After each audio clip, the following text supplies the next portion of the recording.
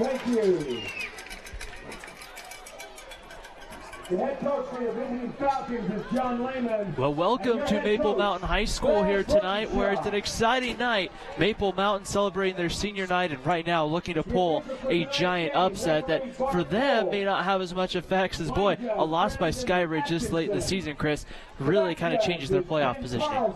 Yeah, and Skyridge last week went into that game against Springville undefeated in region play and overall, and then they lost to Springville 10-19, and that's really taken them out of the first spot there for wanting to win the region. And so they're going to need some help. They're going to need a Springville loss, and then, you know, maybe some sort of tie at the top if they want to have a, you know, win and get a piece of the region championship. But on the other side, if they win out, they'll definitely have a home game to start the playoffs out, and that's a huge help as well. Maple Mountain just took the field with their team that will play tonight and some future Golden Eagles running out onto the field, Chris. And we're just going to be honest, not the season that Brad Burtonshaw and the Golden Eagles were looking for back in August when they started the season at Woods Cross. But now, with 2 games left to play tonight here against Skyridge and next week at Timpanogos, an opportunity to maybe end the season on a bright note. You still have an outside shot at the playoffs, but right now it's all about, I think, building momentum to think about getting into your off-season programs. Yeah, I guess the key tonight is, you know, try and pull the upset. Maple Mountain's not mathematically out of the playoff picture, but they're going to have to win tonight, and they're going to have to win next week to have any shot at it. And so they've dug themselves in a hole.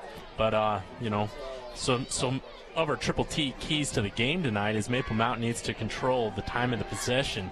I think one of the keys is they got to keep the Skyridge on their sideline and play that slow, methodical, controlled game. Also, they have to win the turnover battle. They can't be turning it over, and they've also got to create some turnovers. And the last one is they pretty much have to play a perfect game. It looks like they're missing potentially some of their starters as well, as they're in street clothes. We saw them earlier. I'm not sure if they're dressed or not, but Reed and Pay for Maple Mountain weren't dressed during the warm-ups. Eli Pulu back deep to receive, and also number 6, Jairus Satu back deep here for Skyridge. Kromenhoek puts a foot into it. It's going to go short, out to about the 10-yard line. It bounces, picked up, though, by the Skyhawks. Or, sorry, not by the Skyhawks, by the Falcons. I don't know where I got that from.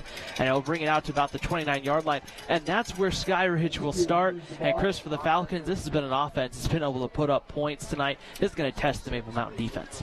Yeah, and they're led by their quarterback, Clemens, and he's comes into the season with 1,200 yards passing and 18 touchdowns on the season. The junior quarterback will lead out the Falcon offense with number 40. It will be Peyton Ainsworth. The junior running back will be the deep back here on 1st and 10 for the Falcons. They're starting at their own 30-yard line, and their first play from scrimmage will be a run up the middle with Ainsworth, who will get across the 35 out to about the 37. However, something strange there. Nobody covered number 6. The slot receiver went uncovered on that defense. If the quarterback would have just saw him there that time, he probably would have had 6. And so something to keep in mind here. Once again, they'll go to Ainsworth, who gets outside across the 40. He's going to have a first down. He's going to be pushed out of bounds at around the 46-yard line, and that will be a first down here for Skyridge. It's something, Chris, that we talked a little bit about with Spanish Fort the last couple of weeks. If you're Skyridge, you have to be a little careful of playing a team like Maple Mountain, because this Golden Eagle team gets maybe a couple of plays going their way early. It's going to give them a lot of confidence. Yeah, if you're Skyridge, you definitely want to take them out of this ball game early. Here's the give straight up the middle. Ainsworth again across the 50. He's going to be pulled down by Austin Crowther, the middle linebacker there. Nice pickup there of about 5 there on 2nd down. Yeah, great job by Maple Mountain's defense, only allowing them to have 4 or 5 after they'd been gashed for larger gains on prior runs. 2nd down and 6 coming up here for Skyridge. They're into Maple Mountain territory at the Golden Eagle 49-yard line, and Clemens will now look over to the sideline here, get some direction here from the Falcon bench. Here's the give right up the middle, and they're going to go that little screen pass outside. They get it out to number 6, the senior wide receiver, Jairus Satu there on the catch, and Satu gets enough for the first down. Yeah, they fake the run. They've been running successful, and then Maple Mountain's playing off those slot receivers about 10 to 15 yards. So easy pitch and catch that time, and great run up the field by Satu. First and 10, ball on the 40-yard line. They're going to spread the field here with 4 wide receivers, and Maple Mountain showing blitz. Ainsworth right up the middle again. He's going to get down to about the 35-yard line. A nice pickup of 5 there. And that's the thing, Chris, right now Skyridge isn't really opening up that playbook very much. It's been kind of pretty just straight up, just kind of simple offense so far for the Falcons. Yeah, just handed off to Ainsworth, and he's got that low center of gravity. Big kid, nice quick first step, and he's getting the yards they need. And once again in that pistol formation here on 2nd and 4, back to throw. They'll kind of throw the screen, the out route there. That is going to be caught.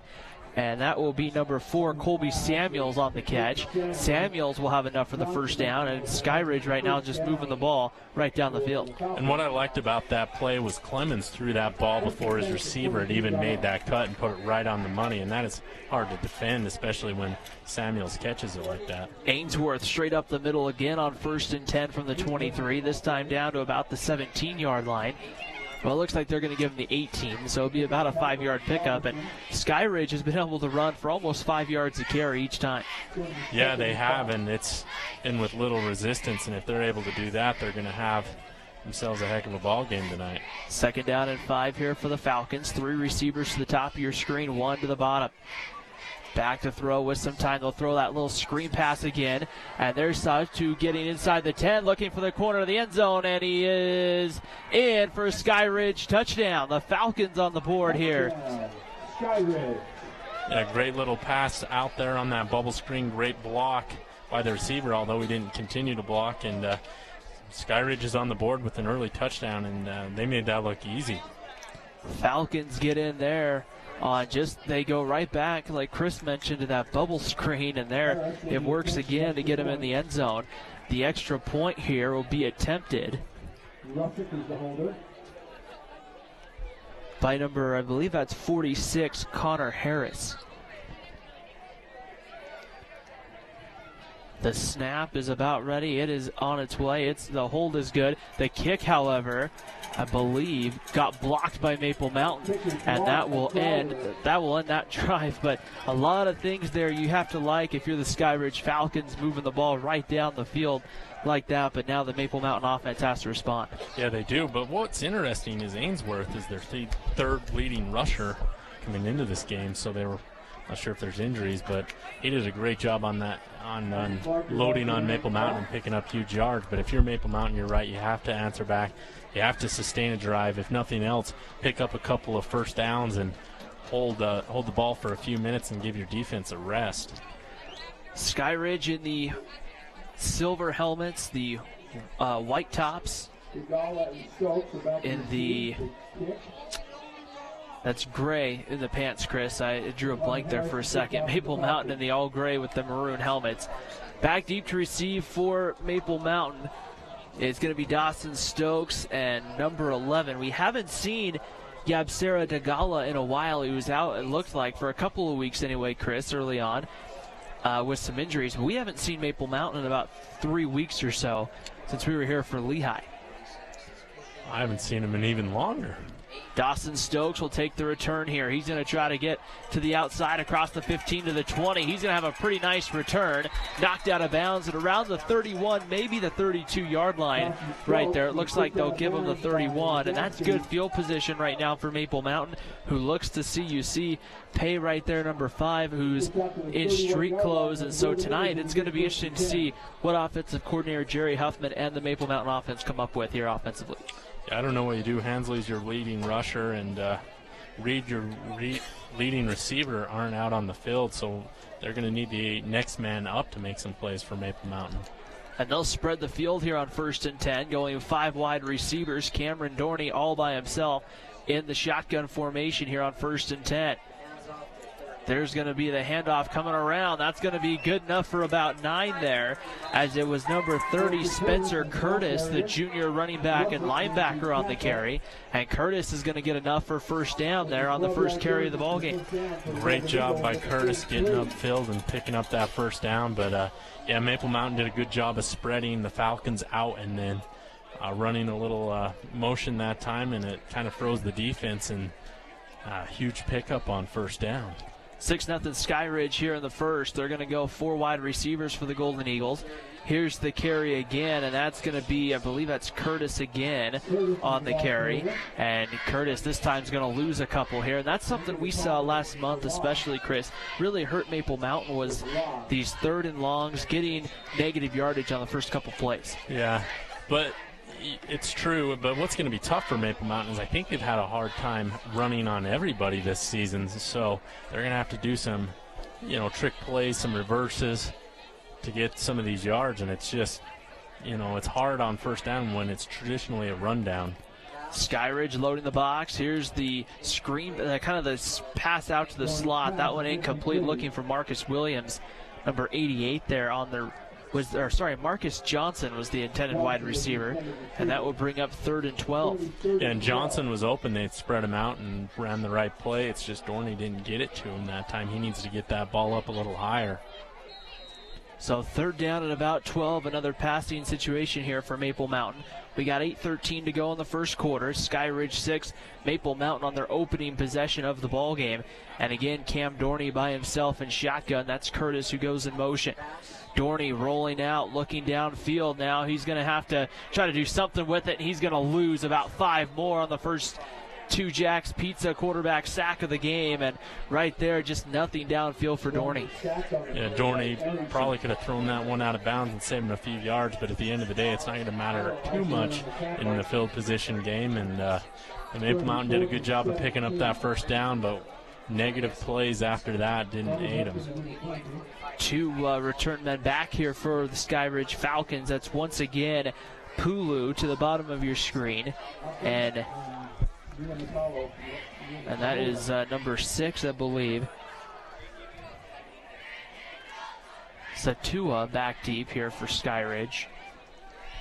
Marcus Cromanhook to punt. Pressure came, and Cromanhook gets off a good punt. It's going to take a Maple Mountain bounce at around the 28-yard line, and then will die. And that's where the Skyridge Falcons will start possession number 2 of the ball game here.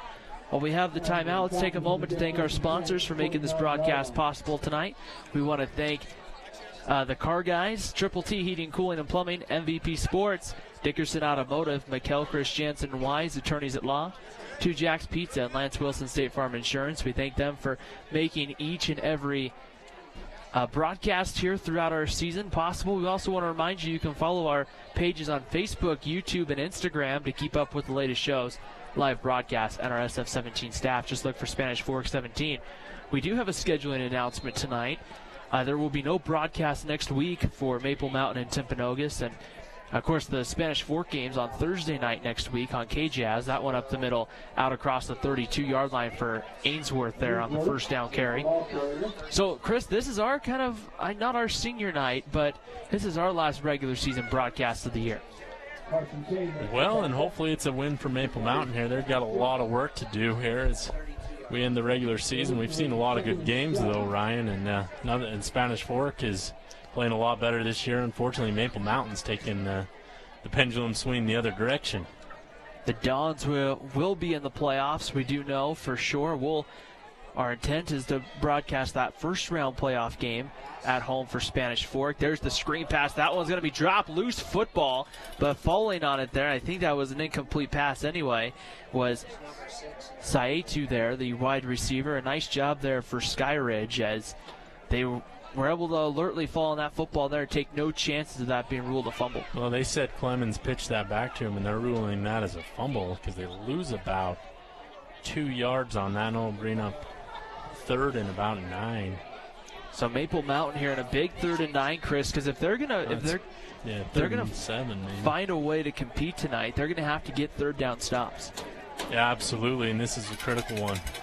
Back to throw with some time, looking over the middle, has his man, that looking for Samuels, but it goes incomplete, and that brings up 4th down and a punting situation right here for Skyridge. Nice job, plenty of time, and just threw it behind. It looked like Samuels there. A little contact that time, a little early by DeGaulle, but it was over the head of the receiver, uncatchable. Good call by the officials, and the Maple Mountain defense gets Skyridge out 3 and out on that drive.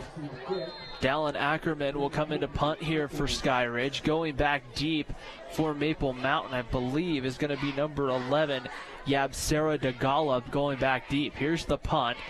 DeGaulle will let it bounce it around the 35. He takes a nice bounce. He picks it up in the last minute. He'll get out to right around the 27, maybe the 28-yard line where he's brought down. And now that will bring out Maple Mountain for their second offensive possession of the evening. The Golden Eagles did some good things on their first drive, able to move the chains a little bit, but once they got that negative first down play, Chris, it kind of set the drive. Yeah, it did. So I wonder if they might want to come out here and just sling the ball on first down. The run was effective one time they ran it, but the other 2 or 3 times it just was not going anywhere in a hurry. First down and 10. They're going to go 5 wide receivers here. And here's Curtis trying to go outside, and Skyridge does a nice job getting there. The ball looks like it came loose, and I think Maple Mountain ended up falling on it at somewhere around the 32-yard line. A big host of Eagles, and Maple Mountain signaling that they have the football. And so right there, it might have helped Maple Mountain there, Chris. With the fumble, they might gain a couple of yards. That's not the way you want to gain some yards, but you're correct, they did. And heads-up play by DeGaulle to jump on that ball before anybody else did. But, 4-yard pickup off the fumble. Will bring up a 2nd and 6 here for the Golden Eagles. 4:56 to play first quarter. 6-0 lead for Skyridge here. Here's Dorney looking to try to get outside on the option, the pitch outside, and that's going to get across the 32. That's going to be right back to a line of scrimmage there, as it was number 31. I believe that was Stetson Schumann on the carry. And one thing, this is a very quick and fast Skyridge defense, Chris. I don't know how much trying to run to the edges is going to work tonight. Well, they got another yard on that play, but you're right. Skyridge did a good job of taking on the quarterback that time, forcing him to pitch it, and Schumann did all he could to get that 1 extra yard, but great tackle by Rusick that time as he upended him.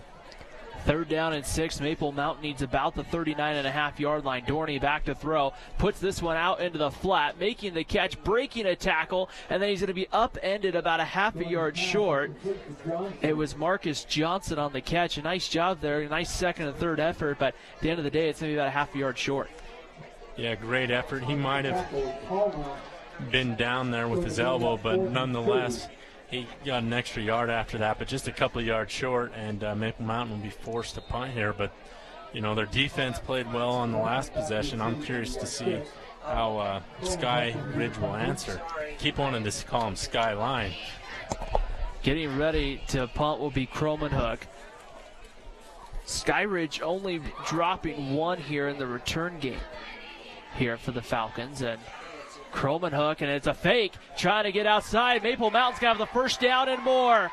Across into Skyridge territory, it's Zach Robinson there as he picks up the first down, and that's a big pickup there to swing momentum. Yeah, and why not take it? They caught Skyridge jumping all around on the line there. They were ready to block the punt. They go to the outside. Had to break a tackle that time was Robinson, but he gets to the outside, and Maple Mountain is on the plus side of the field. Ball will be on the Skyridge 43-yard line after the big game by Robinson. Now that will be a 20-yard pickup, and that also gives Maple Mountain a first down. Dorney steps up, looking to try to run. He's got some green in front of him. He's got a first down and more. He's out of bounds inside the 30 to about the 28-yard line. A big pickup there, and you can kind of see maybe some momentum right now shifted towards Maple Mountain. Well, it's senior night for Maple Mountain, and everybody's going to play as hard as they can, and if they can get a couple of breaks and keep it close, anything's possible. But great job by Dorney realizing that he had the lane available to run, so that's going to force Skyridge to, possibly put a spy on him and one less defender downfield covering the Golden Eagle receivers. Dorney and Stetson Schumann in the backfield here for Maple Mountain on 1st and 10 from the Skyridge 28. DeGala goes in motion across your screen at home. Dorney will step up, and this time that same pocket he had on the first play quickly collapsed, and Skyridge able to get there. He'll end up being close to about a 3-yard loss there for the Maple Mountain quarterback.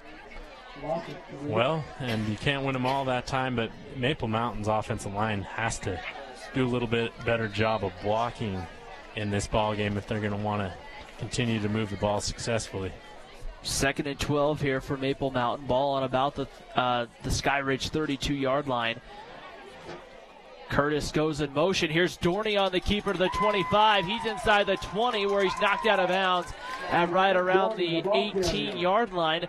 Nice job to just go back to the quarterback draw, and Cam Dorney picks up the first down. Yeah, and Dorney came into this season as the second leading rusher for the Golden Eagles, so he's adding on to that. He has over 250 yards on the season now. It's going to be 3rd and a yard for Maple Mountain, and you have to think with the way this season's gone for the Golden Eagles, Chris, you have to think 2 downs here, right? Absolutely. I know Croman Hook has the leg to kick a field goal from here, but you're playing to win.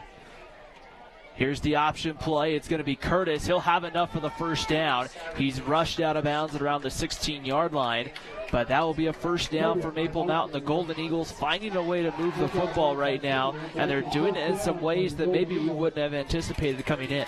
Yeah, they've been creative. They've ran pretty much an option game or a wildcat formation type with motion and handing off to the slot receiver. They've had to run the ball in creative ways for sure.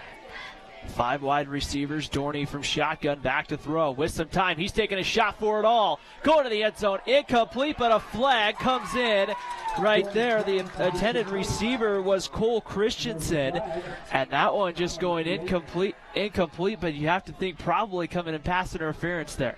And I'm thinking it's on Alex Palmer, the defender that time, as he got into him a little bit early. He had great position, and the ball was thrown in a spot where it was going to be difficult for the completion. The first penalty of the ball game here, and it's going to be against Skyridge. I believe it was pass interference, and that will move at half a distance to the goal, I believe, to about the 8-yard line, where it will be 1st and goal for the Golden Eagles with 2:17 to play here in the first quarter. And what's interesting is that other levels of football, they'll actually move the ball down to the 2 or the 1 when pass interference is in the end zone. 5 wide receivers, Dorney by himself, and here's the give right up the middle. And again, that's going to be, I believe that is Curtis on the carry. And Curtis there able to get a couple of yards, the junior running back. That's one thing for Maple Mountain is there's a Skyridge player down on the play. If you're Maple Mountain, Chris, you have to like the idea of next year's team in a sense. Not that you didn't like this year's team, and I believe that is... That's Numa Atola that's holding his knee on the play. Hopefully it's nothing serious there. And that's one thing, though, Chris, like I was mentioning here before the injury, is you have a lot of juniors coming back, and those juniors have had good varsity experience this year. That's got to, if you're Brad Burtonshaw, you got to like what you have coming in next year. Well, every season, every team has a lot of optimism in the program, and if you're Maple Mountain, you've gotten a lot of these younger guys some experience. But when I was in high school, our head coach said that, we've got a lot of experience coming back, but we've got a lot of experience coming back that lost a lot of games the season before. So it's pretty tough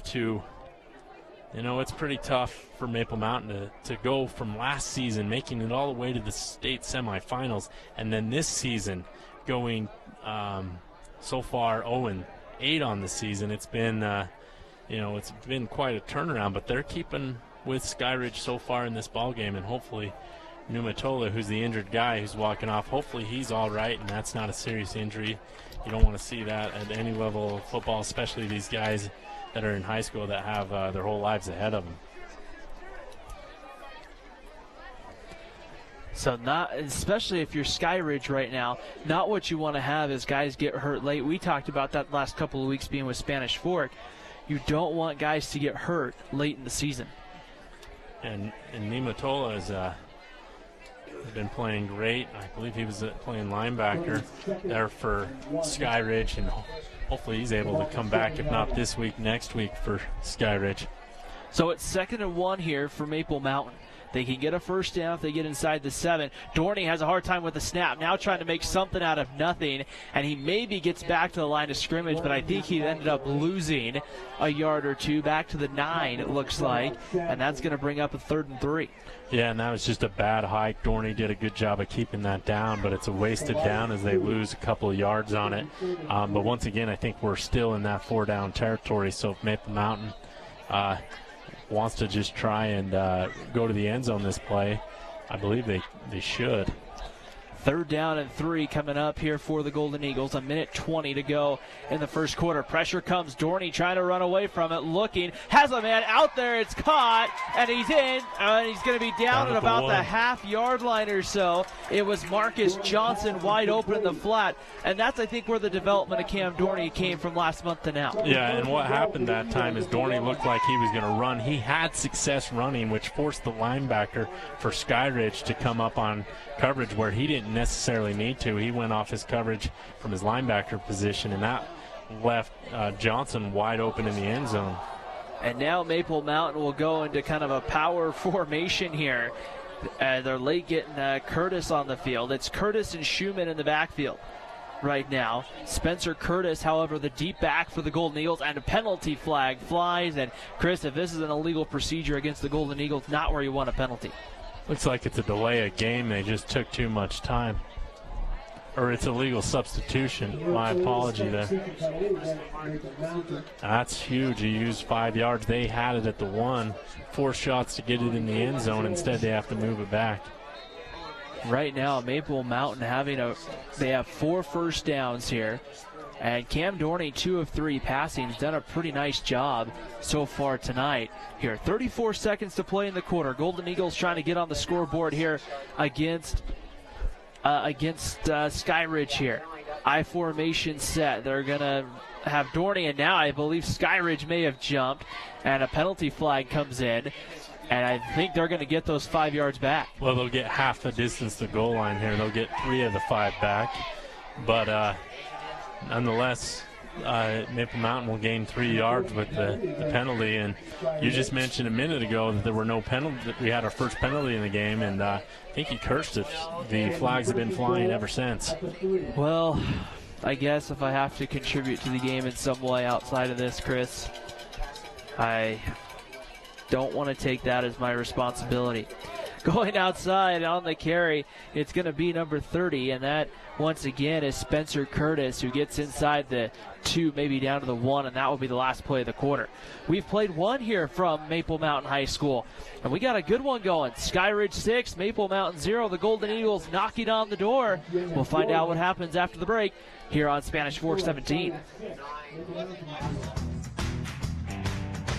Need a new car or truck? The Car Guys has the best selection of used vehicles at the best prices in Spanish Fork. The Car Guys know their automobiles to get you the best car for your needs and your budget. The Car Guys at 872 North Main in Spanish Fork. Is this my car? State Farm knows that for every one of those moments, there's one of these. That's why State Farm is there, with car insurance for when things go wrong, but also here with car loans to help life go right. Call State Farm agent Lance Wilson today. Nobody plans on getting in an accident, but if it does happen, you can rely on the expertise of Mike McKell to protect and fight for your rights. Specializing in personal injury law, Mike McKell is the attorney you need.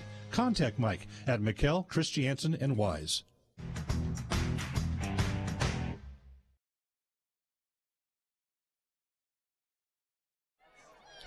Well, we get ready to start the second quarter here on Spanish Fork 17. Ryan Pickens alongside Chris Hurst. The team's flipping the field at Maple Mountain. Chris, this is one of those opportunities. If you're going to pull an upset, you have to capitalize right now inside the 5.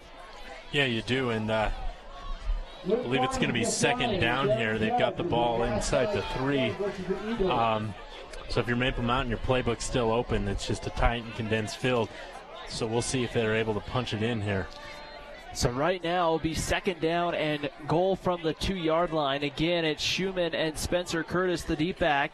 It's going to be Schumann who gets in from 2 yards out. Touchdown, Maple Mountain. And the Golden Eagles have tied this one up here on the first play of the second quarter. I think Skyridge was looking for the ball to go actually to the tailback, and they Easy touchdown by Schumann as he's able to punch it in from that fullback spot. But we've seen a lot of success this season by the Maple Mountain Golden Eagles by just handing off to the fullback. We saw Pay earlier in the season against Spanish Fort, Chris, have that about 96-yard gain from the back of his own end zone. Branson Blood into hold for Kromenhoek. A chance to give the Golden Eagles the lead. And this kick is up. It's a line drive kick, but has plenty of leg on it. It is good. And with 11:56 to play here in the second quarter, Maple Mountain on top of Skyridge, 7-6. Wow, and this is an unexpected score to this point in the ball game. Skyridge comes in at 7-1 with just one loss to Springville last week, and Maple Mountain comes in goose egg and 8.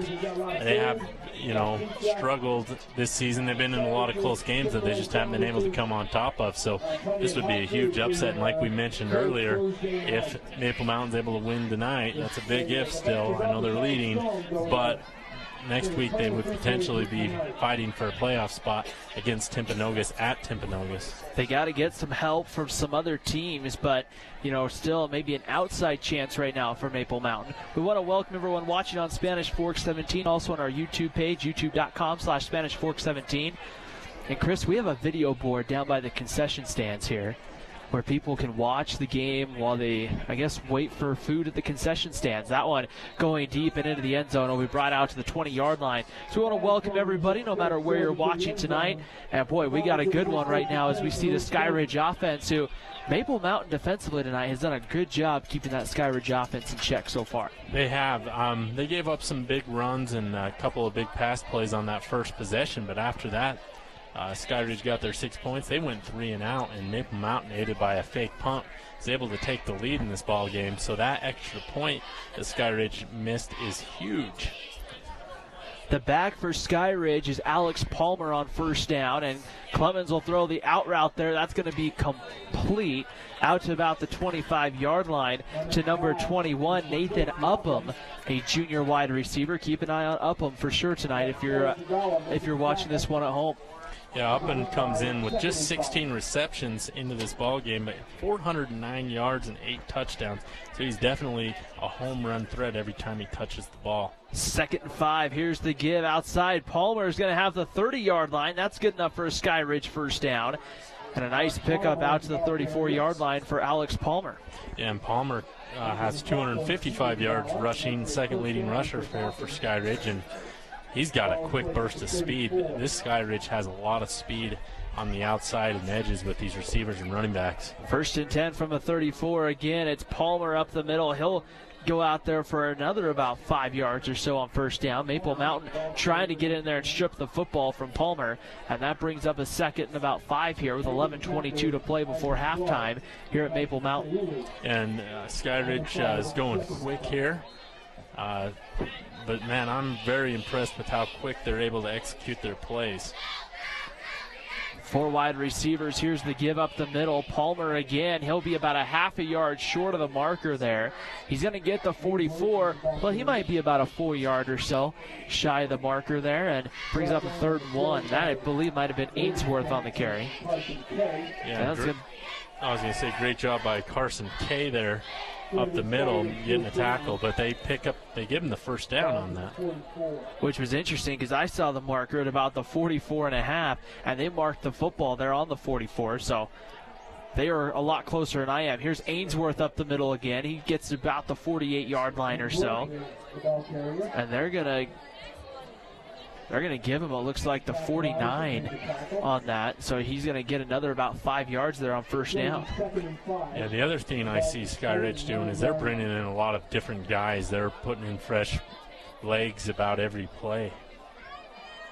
Clemens and Ainsworth in the backfield, 4 receivers for the Falcons, and they're going to give it up the middle again. Here's Clemens, this time on the keeper, crossed the 40 to about the 38-yard line. He's upended there. Believe that was Hadfield getting in there. Yeah, great job by Clemens keeping the ball that time. The defensive end for Maple Mountain bid on the run, and that was wide open. And this is kind of similar to what we saw Skyridge do on their first drive of the ball game, just kind of move the ball right down the field here against Maple Mountain. Yeah, very little resistance given on this drive so far. I believe every play has been a positive play for Skyridge. 1st and 10. The Falcons are ready to go again. Shotguns formation. They're going to give it up the middle. Here is Ainsworth, and this time Ainsworth's going to get, maybe he's going to fight ahead for a half a yard or so. The officials really letting him go before blowing that play dead, and that will be about another yard, maybe 2 there on 1st down, but a nice maybe defensive stop there by the Golden Eagles. Yeah, and if you can do that again here on 2nd down for Maple Mountain, you'll put them in a 3rd. It'd be 3rd manageable, but 3rd down hasn't been a down Skyridge has seen on this drive, I believe. They're going to give him 3 on the 1st down carry. Here's the pitch outside to Ainsworth. He's going to get upended around the 30-yard line. It's going to bring up a 3rd and about 4 coming up here. As just a nice job going back to the simpleness, Chris, just a pitch outside. Yeah, and Maple Mountain did a good job of making sure he didn't get the edge there. It brings up a 3rd and 4, and Skyridge is probably in 2-down territory here. 3rd down and about 4. Skyridge looking for the 26-yard line. Looking over the sidelines here to get some instruction with 8:50 to play before halftime.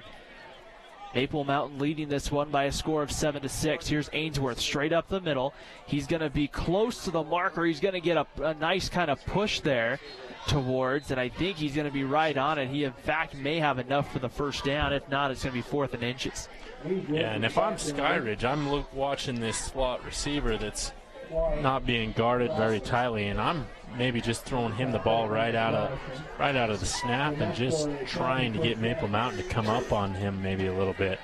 But look how far they're playing off on that slot. Not as far on this play, but on the previous one, they were way off him. 1st down and 10. They give him the 26. Clemens back to throw, looking for the end zone. Has a man out there, and it is going to be caught for a touchdown for Skyridge. Nathan Upham in the kind of the one-on-one matchup there. Upham got a couple of steps on the corner and beats him for 6. And that's Upham's 9th touchdown on the season. That one for, I believe, 26 yards. Clemens with his 2nd touchdown pass of the night. And so Maple Mountain didn't hold the lead for long as Skyridge comes right back down the field and gets in the end zone for 6. And now we'll see here what I think they're trying to get an extra man on the field. I think they're trying to say, hey, we're 1 short. I think everybody right now trying to communicate. One player, I think, went to, there's a football there still. Oh. I think they were missing the football, Chris. That's a pretty important thing to make sure here in a football game. Actually, they just threw the football that they threw right back in. It was out there the whole time. Little misdirection, though, for us. On here for the point after touchdown tries Connor Harris, and now flags flying. I believe this will be the delay of game, so it will move the extra point back. Maple Mountain blocked the first one, Chris, and in a game like this, those blocked extra points or those missed extra points can come back to really haunt you. Yeah, and he didn't get the ball up very high on the last kick, and so if you're Maple Mountain, you got to blitz all out here. It's going to end up making it about a 25-yard extra point or so.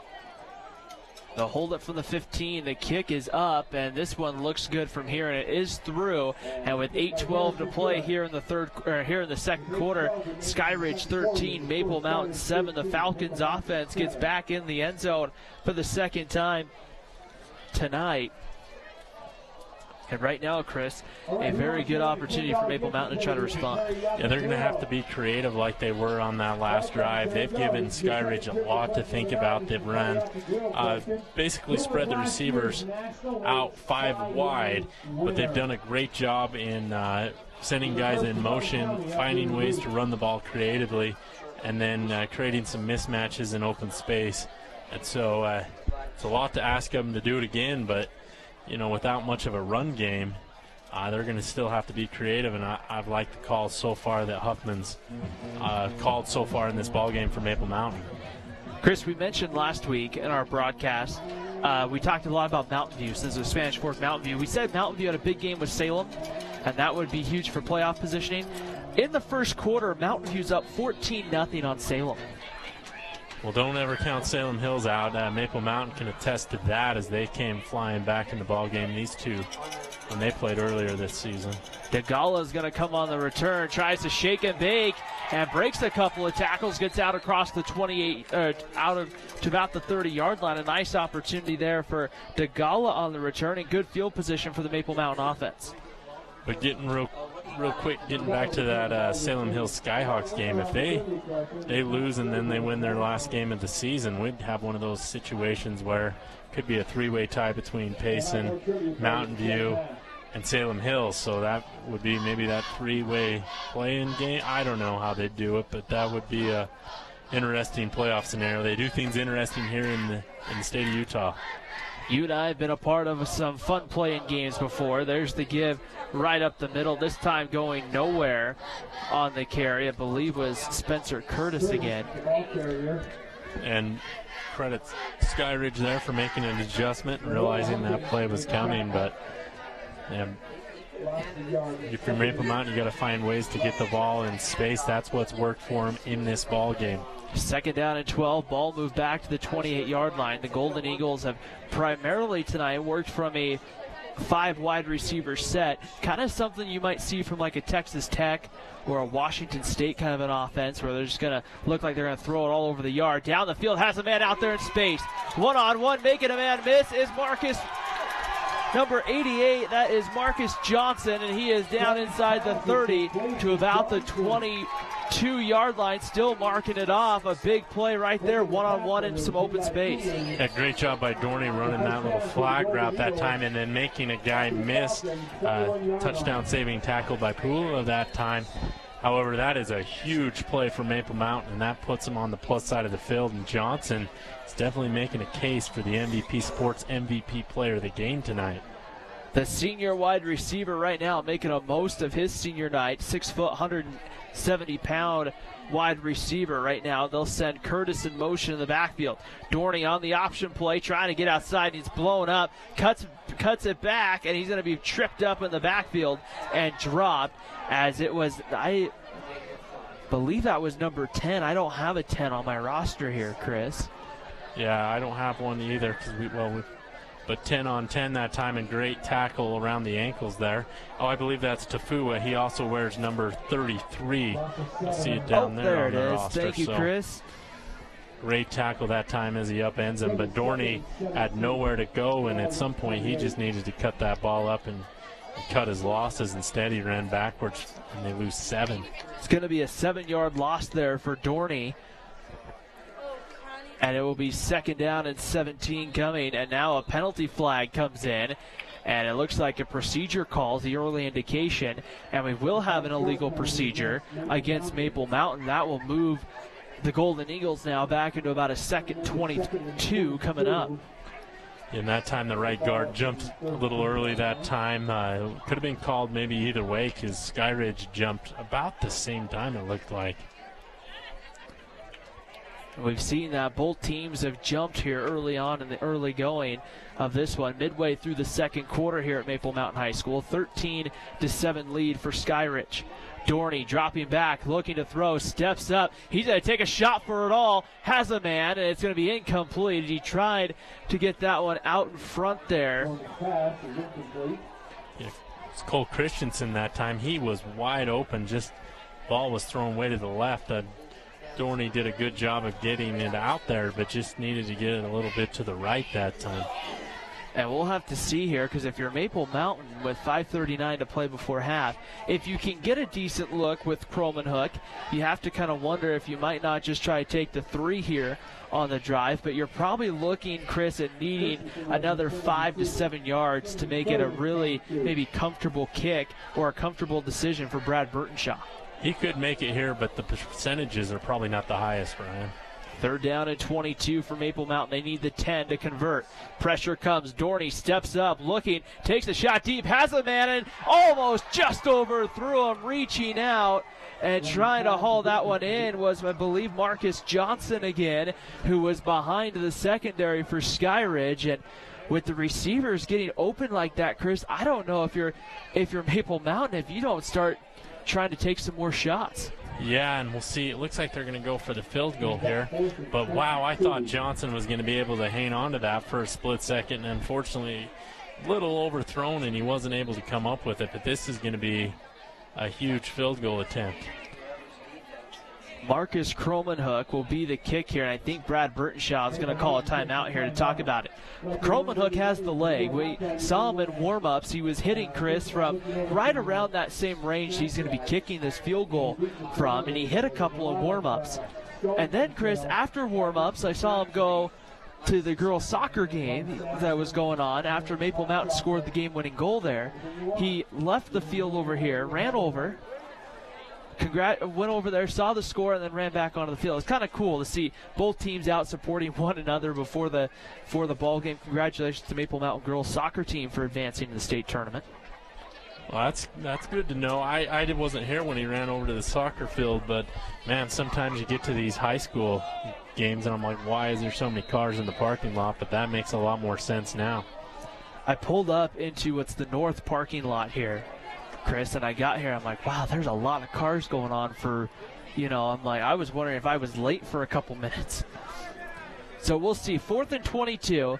They're gonna kick it. It's gonna be, Chris, and correct me if I'm wrong, a 50-yard kick. 50 yards. Branson Blood to hold as Kromenhoek. Skyridge not putting anybody back to try to return it in case Kromenhoek is short. This is gonna be a pretty good kick for Kromenhoek. Off the left hash right here. Got to be careful about a block being returned from this distance. Snap is, and a flag is going to be thrown here, and the question is, who does it go against? If it goes against Skyridge, and it will be a procedure call against Maple Mountain, and now you probably just pushed you out of field goal range, Chris. Yeah, they'll probably want to punt it here in this situation because it would drop it back to 55 yards. I guess they're going to try it. But the trajectory of the ball has to be very low when you kick it from this distance. So you got to watch for the block, but obviously you don't want to jump off sides if you're Maple Mountain again. It's going to be a 55-yard try here for Kromenhoek. Snap is good. The hold is good. Kromenhoek's kick is going to be about 3 yards short or so. Kromenhoek would have had the leg from about 5 yards closer. Would have been close. I don't know. I would have been real close if he wouldn't have got pushed back 5 yards. I don't know if it would have went in, but it would have had a shot. Hit the bottom of the crossbar. But the dangerous part, though, Chris, with that, and I guess the kind of favorable thing if you're Brad Burtonshaw is you missed that kind of a kick at the high school game. You don't get the ball where the ball was. They move it back to the 20. Yes, effectively they punted the ball into the end zone, so it was worth the shot there. The only thing you risk if you're Maple Mountain was that ball getting blocked. 5:21 to go before halftime. A 13-7 lead for Skyridge, and the Falcons will have the football on their own 20-yard line. Here's the give right up the middle, and that's going to be Ainsworth there on first down. And Ainsworth able to get close to another first down. Boy, Peyton Ainsworth, the junior running backs, had some nice runs tonight for the Skyridge Falcons. Yeah, another great run by him. He was upended that time by Jake Johnson, but I'm trying to look here on the stats next to see how many yards he has. I guess it doesn't. That one goes incomplete, looking for Upham on the out route. That one just kind of thrown out in front, and that will bring up a 2nd down and 10 coming up here. Coming up at the half, we will have the halftime show here from Maple Mountain High School. We'll revisit our Triple T heating, cooling, and plumbing keys to the game, and we'll preview the second half. And this one right now still appears to be anyone's ball game here with 5:05 to play before halftime. And it's going to be, that is going to be Palmer on the outside, and Palmer into this open field, down the sideline. He's going to be pulled down around the 33-yard line of Maple Mountain. A big first down for Alex Palmer. Yeah, great run by Palmer, great blocking as you see Skyridge guys getting down to the 2nd level, and Hatfield has to make a touchdown-saving tackle that time to try and get this defense back in the game. If you're Maple Mountain, you've got to be going after the ball maybe a little bit here. I think they could change the momentum with the turnover. First and 10. Here's this little pass out. It's going to be Saitu there. He's going to have the 20, still on his feet. Finally pushed out of bounds at around the 17-yard line. That's going to be, looks like, another first down. They're going to give him the 15, it looks like, before he fully got out of bounds. Another Skyridge first down.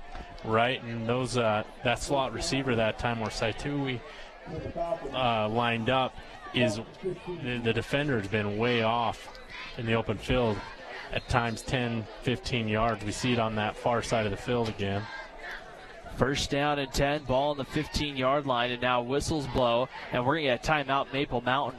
Head coach and defensive coordinator Brad Burtonshaw wanting to talk here with 4 minutes and 40 seconds here before halftime.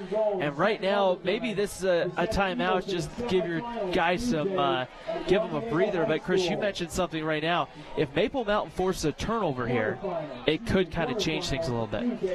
Yeah, and you know, in these type of games where at least on paper, it looks like it's a lopsided matchup between a 0-8 and 1 or 7-1 team. Hasn't seemed like that on the field. I think Maple Mountain should be holding their heads up high, but they're going to have to make a couple special plays here in this ball game to get back in it. And you know, maybe Burtonshaw just wanted to give his guys a little bit of a rest here as they are now in the red zone here. We've seen that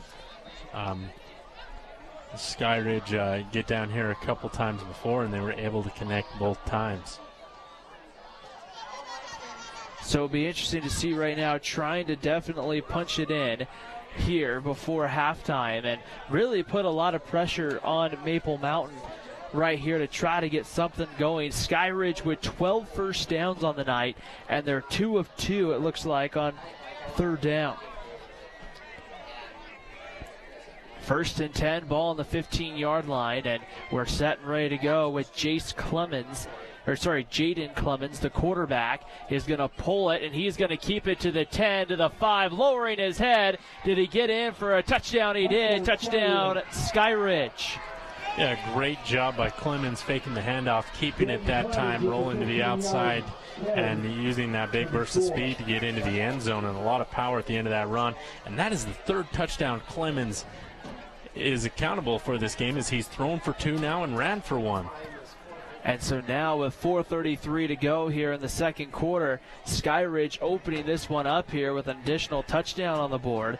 It will bring on Connor Harris, the junior, again for his extra point attempt. He's 1 of 2 on the evening, and this one on its way. Again, this one straight through the uprights. I thought Maple Mountain had a shot there on the hold, but that one will go through. And right now, this is a big drive for Maple Mountain. Let's take a moment to thank our sponsors here on Spanish Fork 17 for making tonight's broadcast possible.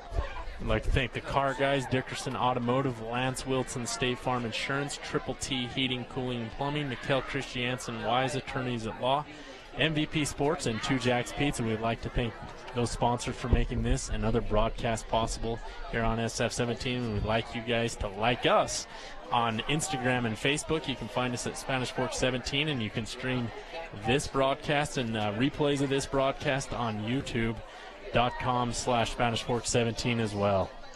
So it's very exciting. We welcome everybody watching wherever you may be tonight on a special Thursday night and our final regular season broadcast. Our next broadcast comes in the first round of the state playoffs with Spanish Fork. We know the Dons have clinched at least the 1 or the 2 spot, and they'll get a team, a very familiar opponent, and potentially some teams out of, I believe it's Region 12 up north that they're going to get. Boy, there's some good teams up there in Cache Valley. There is, and that's going to be a huge game at Orem for Spanish Fork. They have a bye this week, but when they head up to Orem next week, it's going to be pretty much everything on the line for them. If they win that ball game, they will win Region 10 and secure a playoff spot against the number 4 team from Region 12, which is up in the Cache Valley area. Which could be interesting. Heading into last week, it was a tie between Mountain Crest and Ridgeline. Of course, Spanish Fork already played Ridgeline once this year, so maybe if you're a Don, maybe you're pulling for somebody different to end up getting, I'm sure you're hopeful you're going to win the Region 10 crown and get the number 4 team. It'll be first and 10 here for Maple Mountain at their own 20-yard line. Dorney at quarterback here. 3 receivers to the bottom. Curtis goes in motion. Here's the option play, the pitch back to DeGala, looking to try to get the outside corner. DeGala there will get a yard or two out to about the 21-yard line. Not much going on there, as there they try the trickeration, and it didn't really work too well. Yeah, and that could have been a huge loss if number 88, Harrell, would have turned around on that play for Skyridge instead. DeGala is able to get a few yards on that and bring up 2nd and 9, but there for a second I thought that was going to be second about 17-18. 4 minutes to go before halftime. Maple Mountain down to 1 timeout right here to work with here for the next about 4 minutes. 5 wide receivers. Dorney back to throw with some time, stepping up. Now he's going to have to try to run for it. Across the 25, he's going to kind of make a second effort, stretch for the 30, and it looks like it's going to be enough for the first down. Well, yep, first down, Maple Mountain. Nice job, Cameron Dorney. And Skyridge made an adjustment. Dorney was able to run the ball well, so it looked like that time they had a guy spying him the whole time.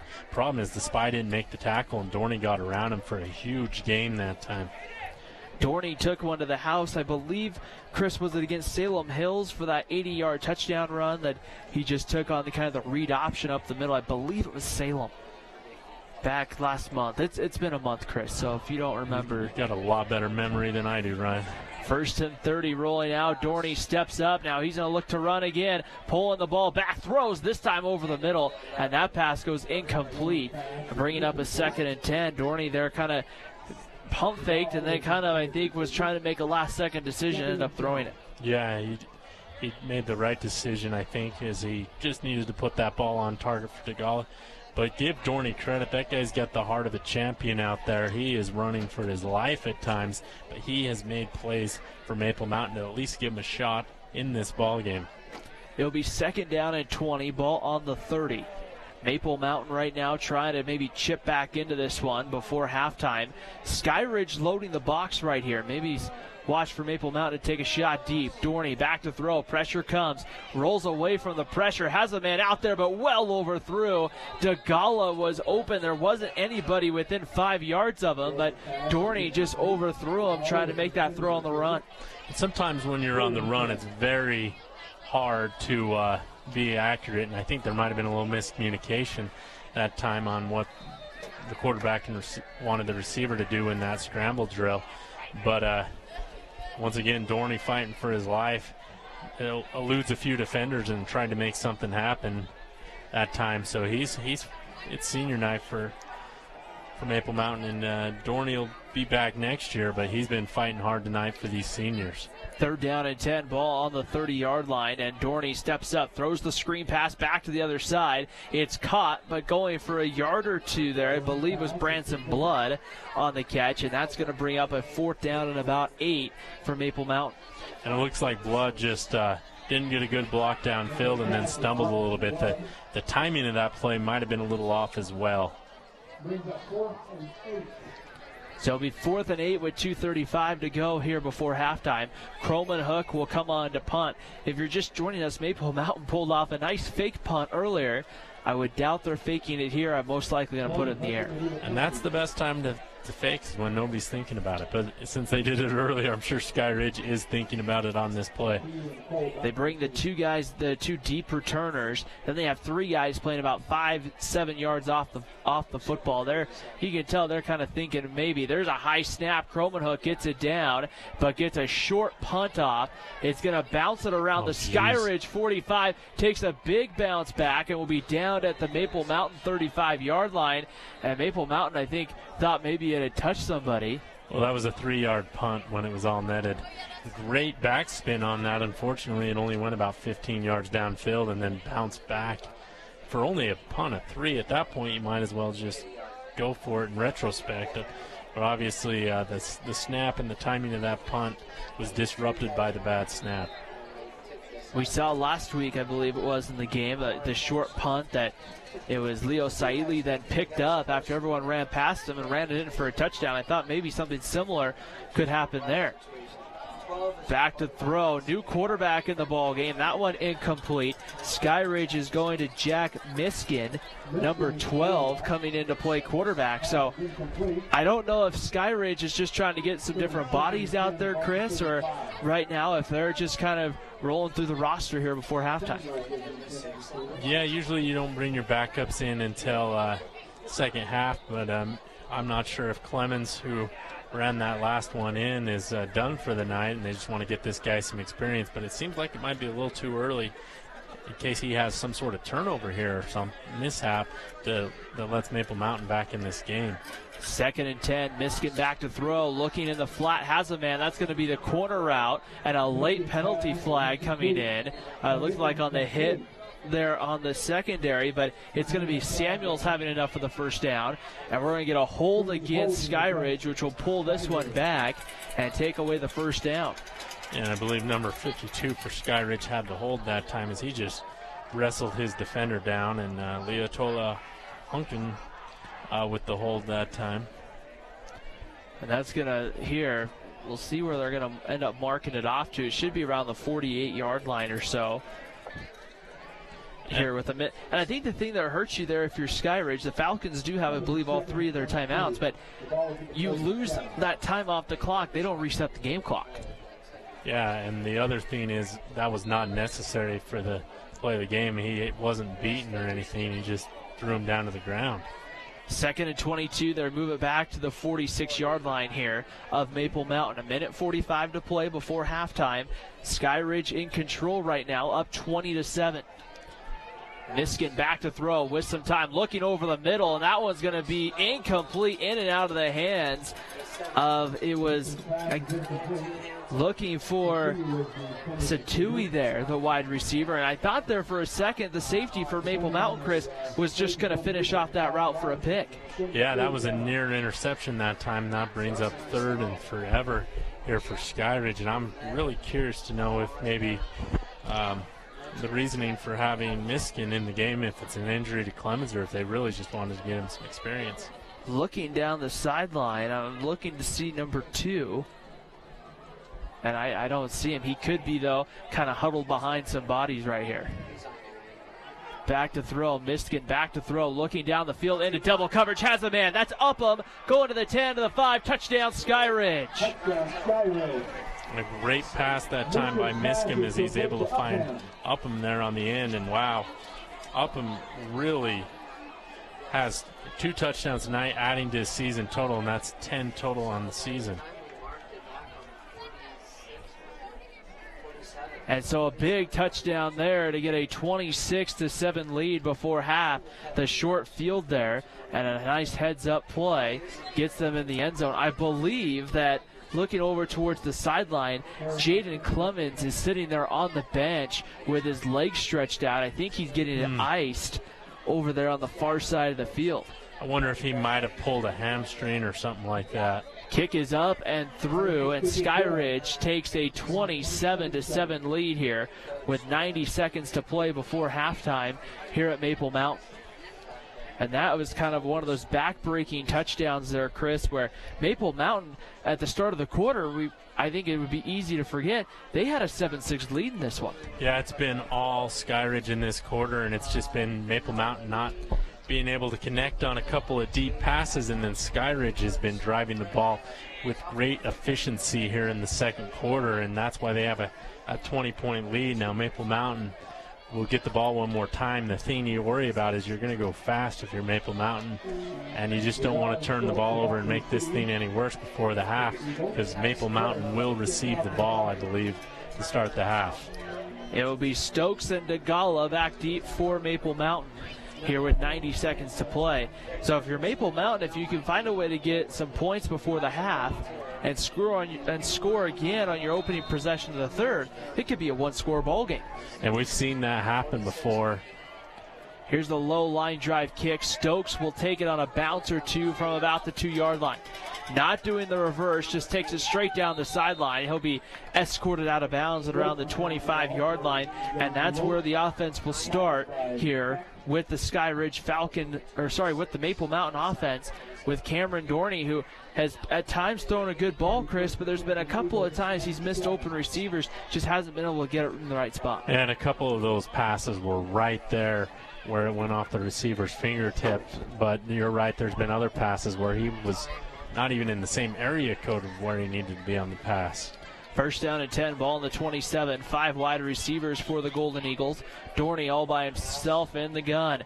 Throws over the middle, has his man. That's going to be about 6 yards there to Branson Blood, out to about the 34-yard line. A nice pickup there, a minute 13. Remember, Maple Mountain only has 1 timeout, so they need first downs or get out of bounds to stop the clock. And the other thing they're doing is they're huddling up, which is taking a lot of time off. But I guess, if you're playing for the second half and you don't want to make a mistake here, it makes sense to huddle up and get your team situated. Dorney from shotgun here will look to throw with some time. Steps up in the pocket, rolls out. Now is going to try to drop this one. A nice one-handed grab there made. That is going to be a first down and more. Still dragging defenders is number 30, Spencer Curtis, to the 44, but there's a penalty flag. 2 of them down around the 50-yard line. And that was either a face mask on the tackle or some sort of block in the back would be my guess. I didn't see either one, but what a catch by Johnson that time as he one-hands that thing like Odell Beckham does. Personal foul, a hit to the head, and that's going to be a 15-yard penalty, and that will move the chains again, add 15 more. And now if you're Maple Mountain, Chris, you can legitimately play for points before half. Well, they're in field goal range. They attempted a 55-yarder earlier in this quarter. So you definitely want to have 6 and, tackle a little high that time. But it didn't look like the Skyridge defender that time threw himself led with his head, but they get the call nonetheless. We'll give there Spencer Curtis a Lance Wilson State Farm assist there for hauling that one in. Dorney doesn't see the pressure from the backside and is dropped to the 35-yard line. Clock running now with 25 seconds, and Maple Mountain will use their final timeout, as getting there from the backside was, that's the wrong roster, it was Leota Hunkin again, who was able to find a way to get there, and Cameron Dorney just did not have any fuel there for the backside pressure. Yeah, Dorney wasn't expecting it all. Obviously a little breakdown in pass coverage that time, and Dorney gets drilled, and that's huge. Maple Mountain has to use their last timeout. If that happens again, they've got to hurry and get to the line and run another play, and that would set up a 4th down in that scenario unless they pick up another first down on this drive. So it's going to bring up a 2nd and 16. To set the situation for you, 26.5 seconds on the game clock. It's a 27-7 lead right now for Skyridge here on the senior night for Maple Mountain. And these seniors are playing hard tonight for the Golden Eagles. Yeah, they're giving it their all. I mean, they're fighting for their playoffs lives. And I've been, I know they're down 20, Maple Mountain, but I've been pleasantly surprised on how well they were able to move the ball against Skyridge tonight. Spanish Fork, when they played them earlier in the season, really struggled to get any yards. I believe Chapel only had 9 yards passing in that game. Definitely the low point probably for the season for the Spanish Fork Dons, as back to throw. They'll take this one out into the flat, and this one's going to go incomplete out to DeGala, who the ball kind of hung up after going off of his hands and hung up in the air long enough where it's a fortunate break there for Maple Mountain that Skyridge didn't collect that football. And it's a little bit chilly out there, so that might have affected DeGala's ability to catch it, but that hit him right where it needed to. 3rd and 16, Dorney back to throw, rolling out, looking down the field, has a man, tries to throw it to the end zone, but it's going to go incomplete. Looking, I believe, there once again for Colt Christensen, and that brings up a 4th and 16. Decision time for Brad Burtonshaw, Maple Mountain here with 15 seconds to play, and Marcus Kromenhoek will come out here to attempt the field goal. This one, Chris, will be about a 44-yard kick or so. Well, it'll be about 51 when they line it all up. Yeah, it's going to be right around. It's going to be right around 50. Nope, you're right, 51, Chris. I'm impressed. They usually mark it back 7 plus the 10. So that makes it 51 in this scenario. Some teams, he's almost at the 51 and a half, though. This is going to be almost a straight-on kick. The hold is low, and this kick doesn't have a shot. It is going to be well wide to the left there.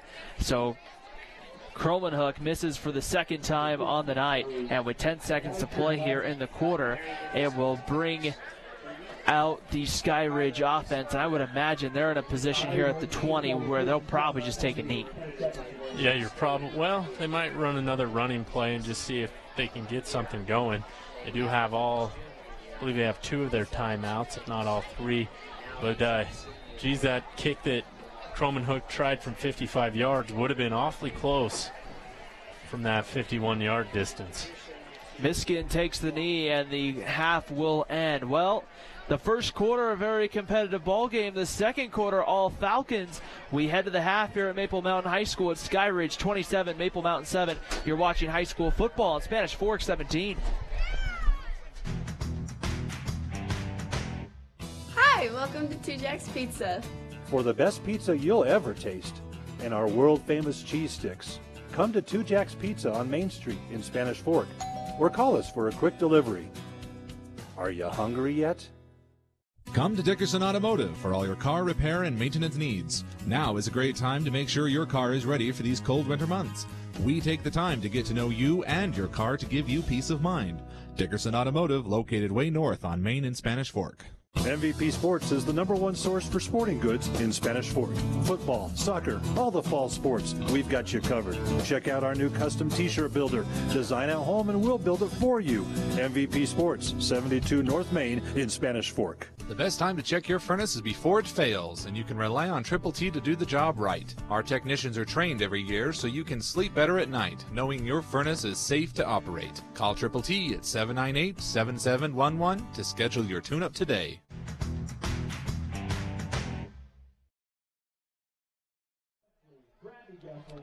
Well, we welcome everybody back to the halftime here on Spanish Fork 17. Ryan Pickens and Chris Hurst. It's a 27-7 lead for the Skyridge Falcons, and we will join the halftime festivities here at Maple Mountain High School.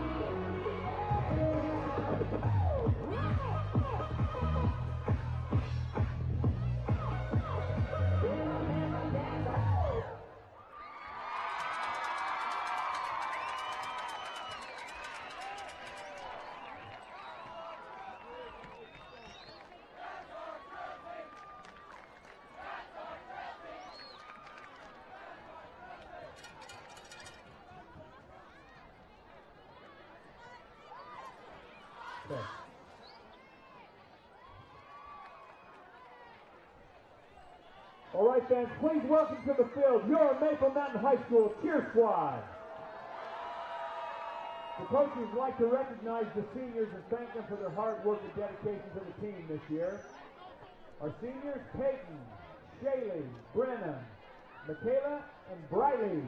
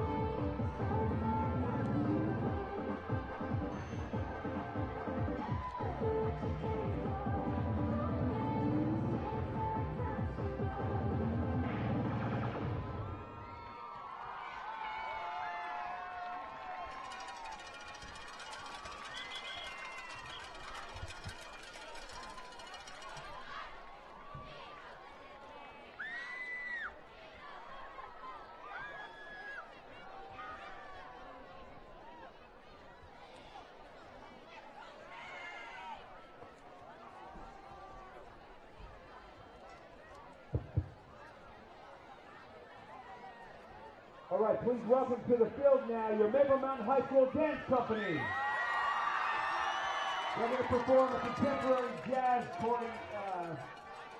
choreographed by the MMBC officers. The officers are Emily Bates,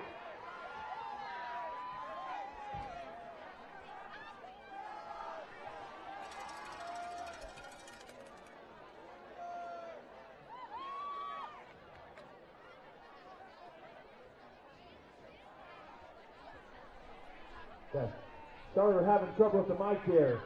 Emily Bates, Muriel Langdon, Lene Randall, and Brinley Crane. The advisor is Carla Coonsey Palferman. So now please welcome your dance company.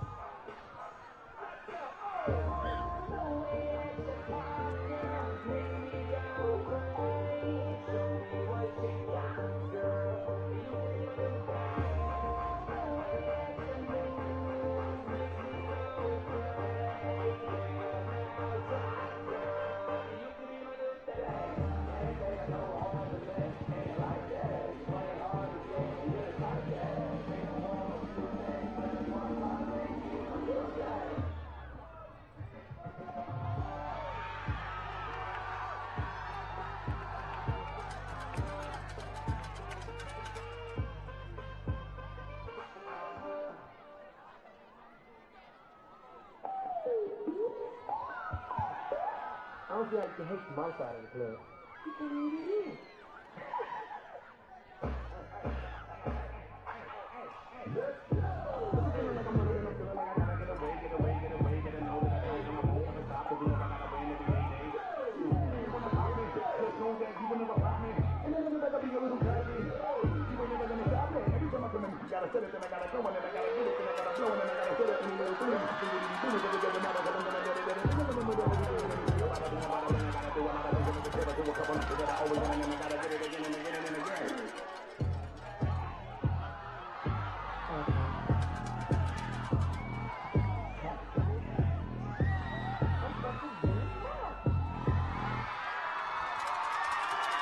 Good job, Dance Company. We'd also like to thank the Skyridge cheer squad for coming over and wish you good luck the rest of the year.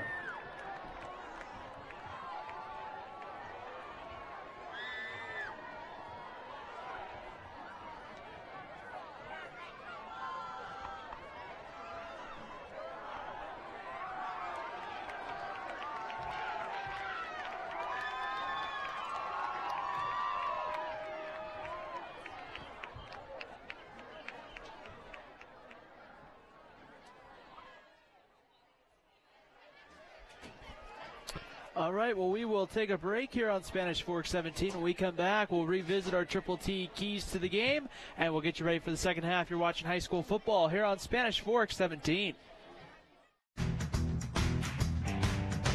Need a new car or truck? The Car Guys has the best selection of used vehicles at the best prices in Spanish Fork. The Car Guys know their automobiles to get you the best car for your needs and your budget. The Car Guys at 872 North Main in Spanish Fork. Is this my car? State Farm knows that for every one of those moments, there's one of these. That's why State Farm is there, with car insurance for when things go wrong, but also here with car loans to help life go right. Call State Farm agent Lance Wilson today. Nobody plans on getting in an accident, but if it does happen, you can rely on the expertise of Mike McKell to protect and fight for your rights. Specializing in personal injury law, Mike McKell is the attorney you need. Contact Mike at McKell, Christiansen, and Wise.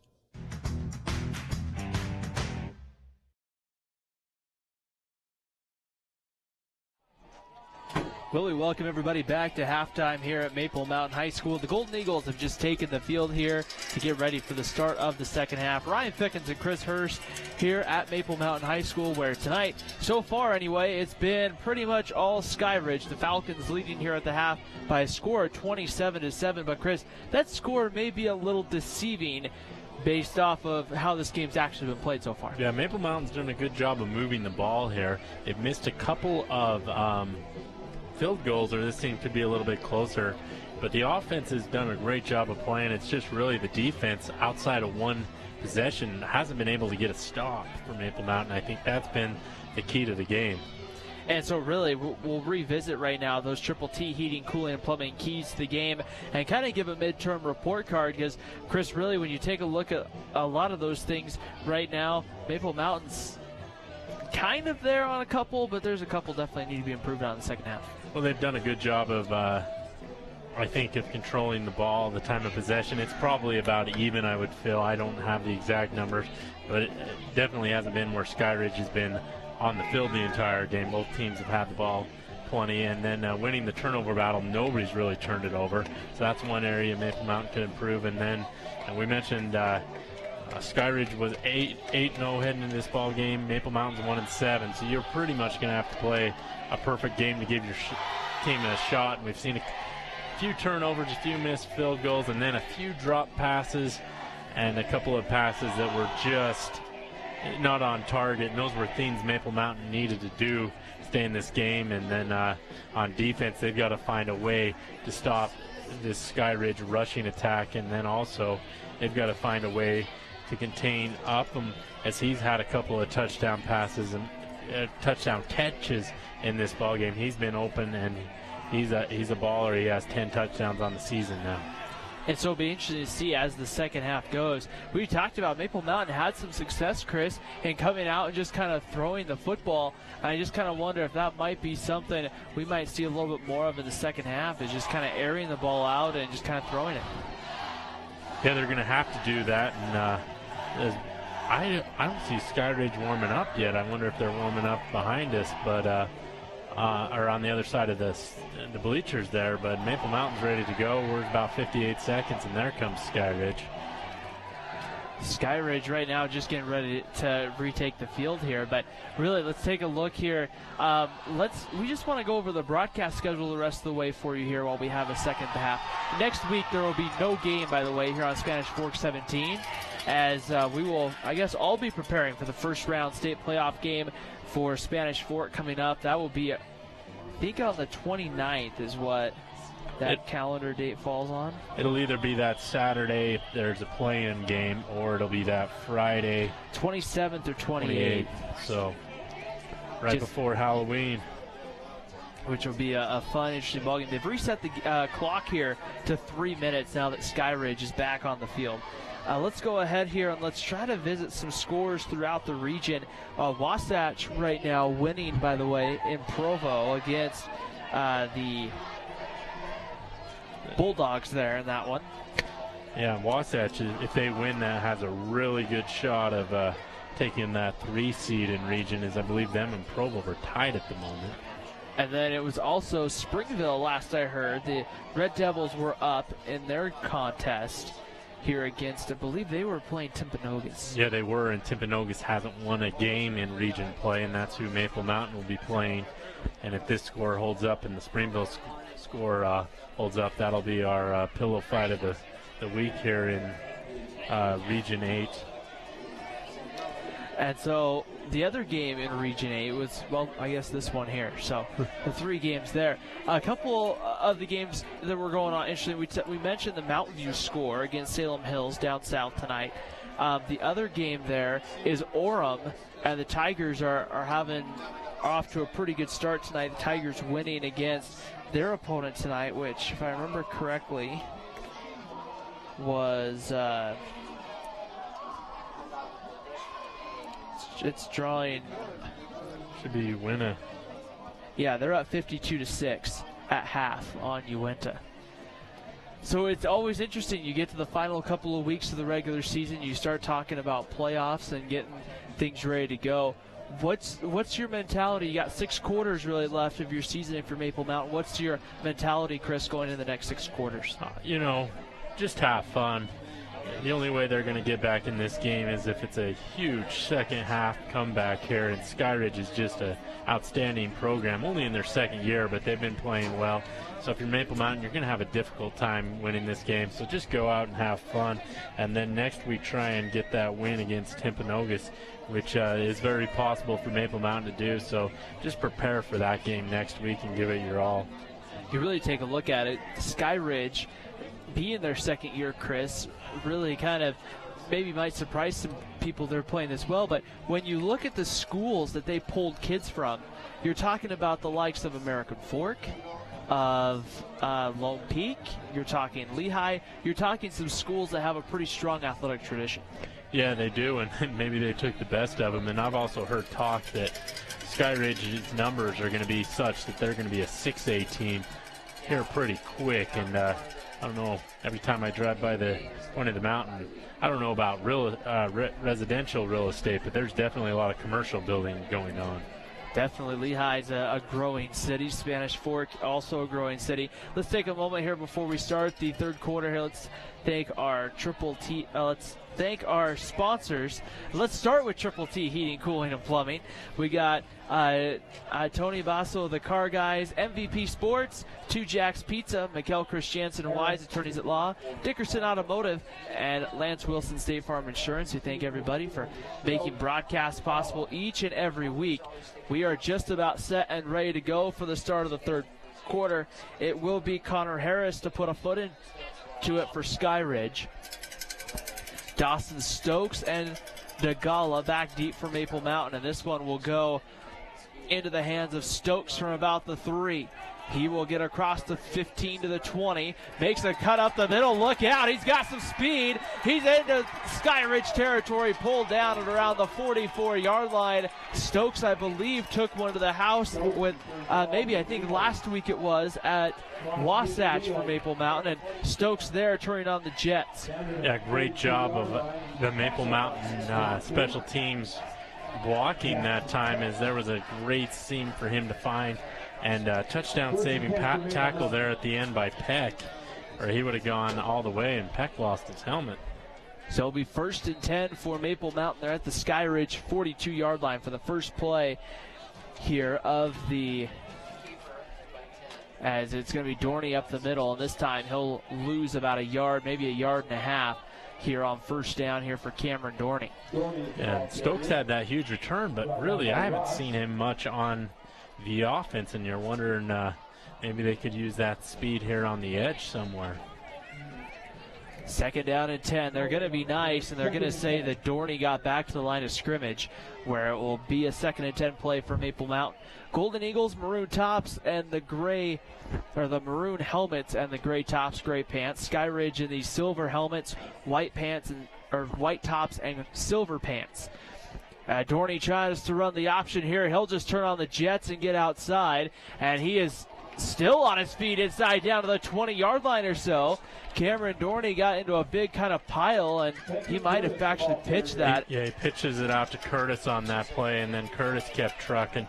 Yeah, he pitched the ball about 7-8 yards down the field, and then Curtis was able to get down inside the 19. I was going to say, Dorney had such a group of defenders around him that would have been surprised to see him break through that. Thank you, Chris, for pointing that out for the viewers at home.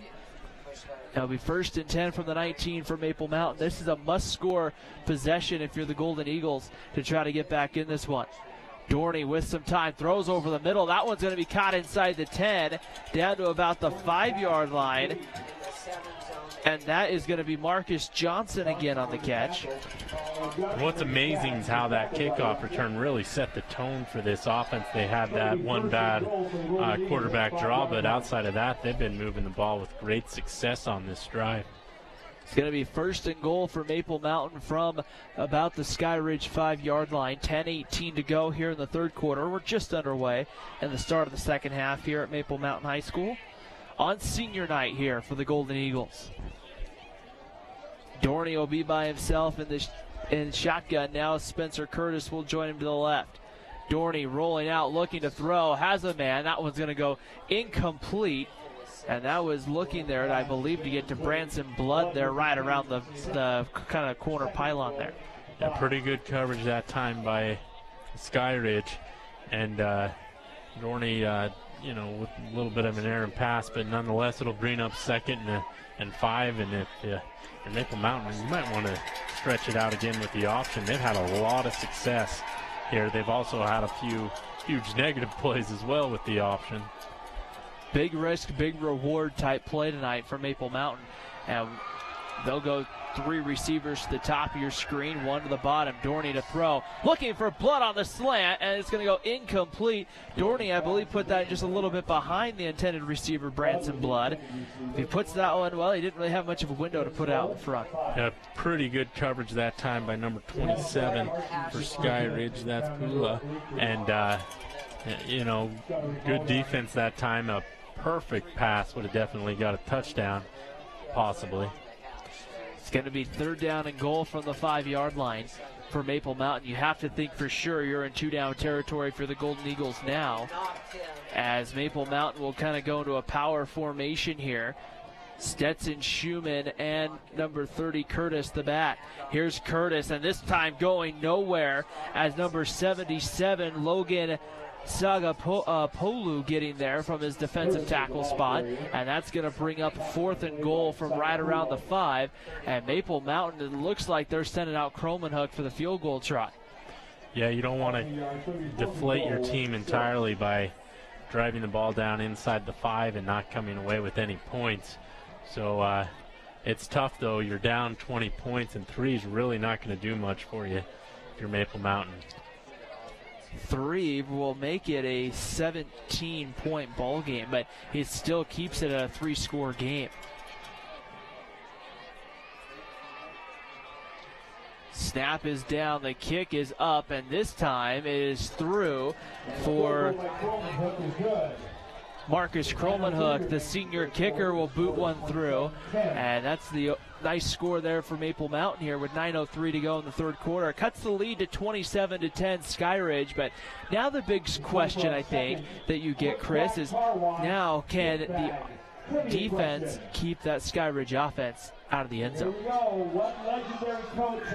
Yeah, you're right. And we saw him do it one time where Skyridge went 3 and out, but outside of that, Skyridge has really had their way. And Skyridge has done it on the ground and then through the air. The other interesting thing is we'll have to see if Jaden Clements is coming back in this game or if Miskin is going to continue to be the quarterback. Part of me kind of wonders if you may not see Brad Burtonshaw take a shot here at an onside kick. With the momentum, it's a high-risk play, though, here if you're Maple Mountain. Yeah, but at the same time, you've got to do something to try and get your team back in this ball game.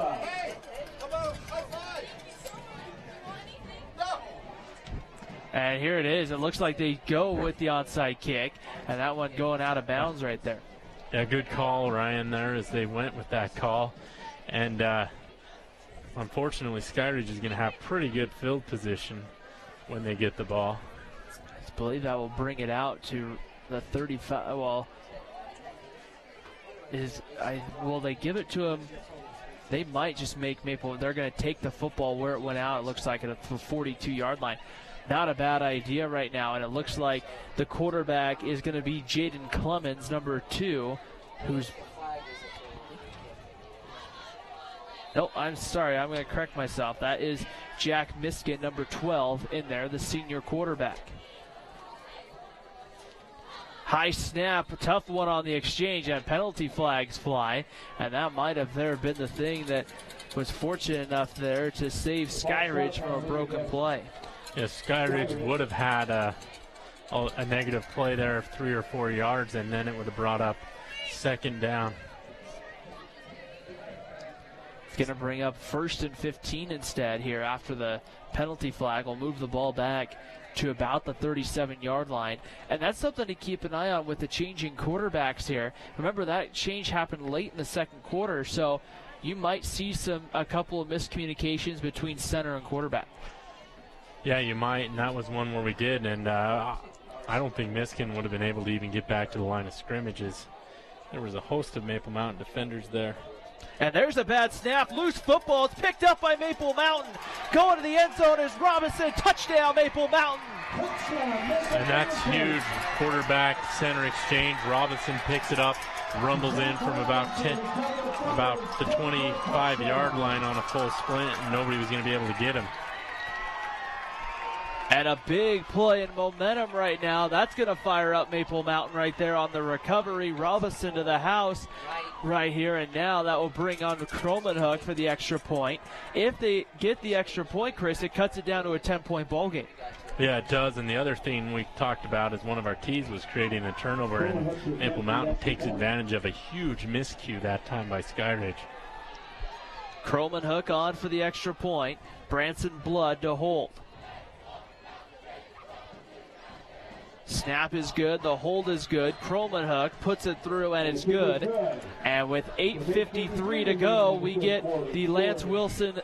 Sorry, not the Lance Wilson State Farm, but it's going to be the Mikkel Christiansen and Wise Attorneys at Law. Great defensive play from Zach Robinson, who ends up getting 6th on the fumble recovery. And Chris, now that kind of has to excite you a little bit more for Maple Mountain. Yeah, that'll definitely get a step in this defense, and then it turns out that onside kick didn't hurt at all for Maple Mountain. Maybe they might want to go back to that, trailing only 10 by 10 here, and they definitely made this thing into a little more of a ball game than Skyridge would prefer after Skyridge had that 20-point lead.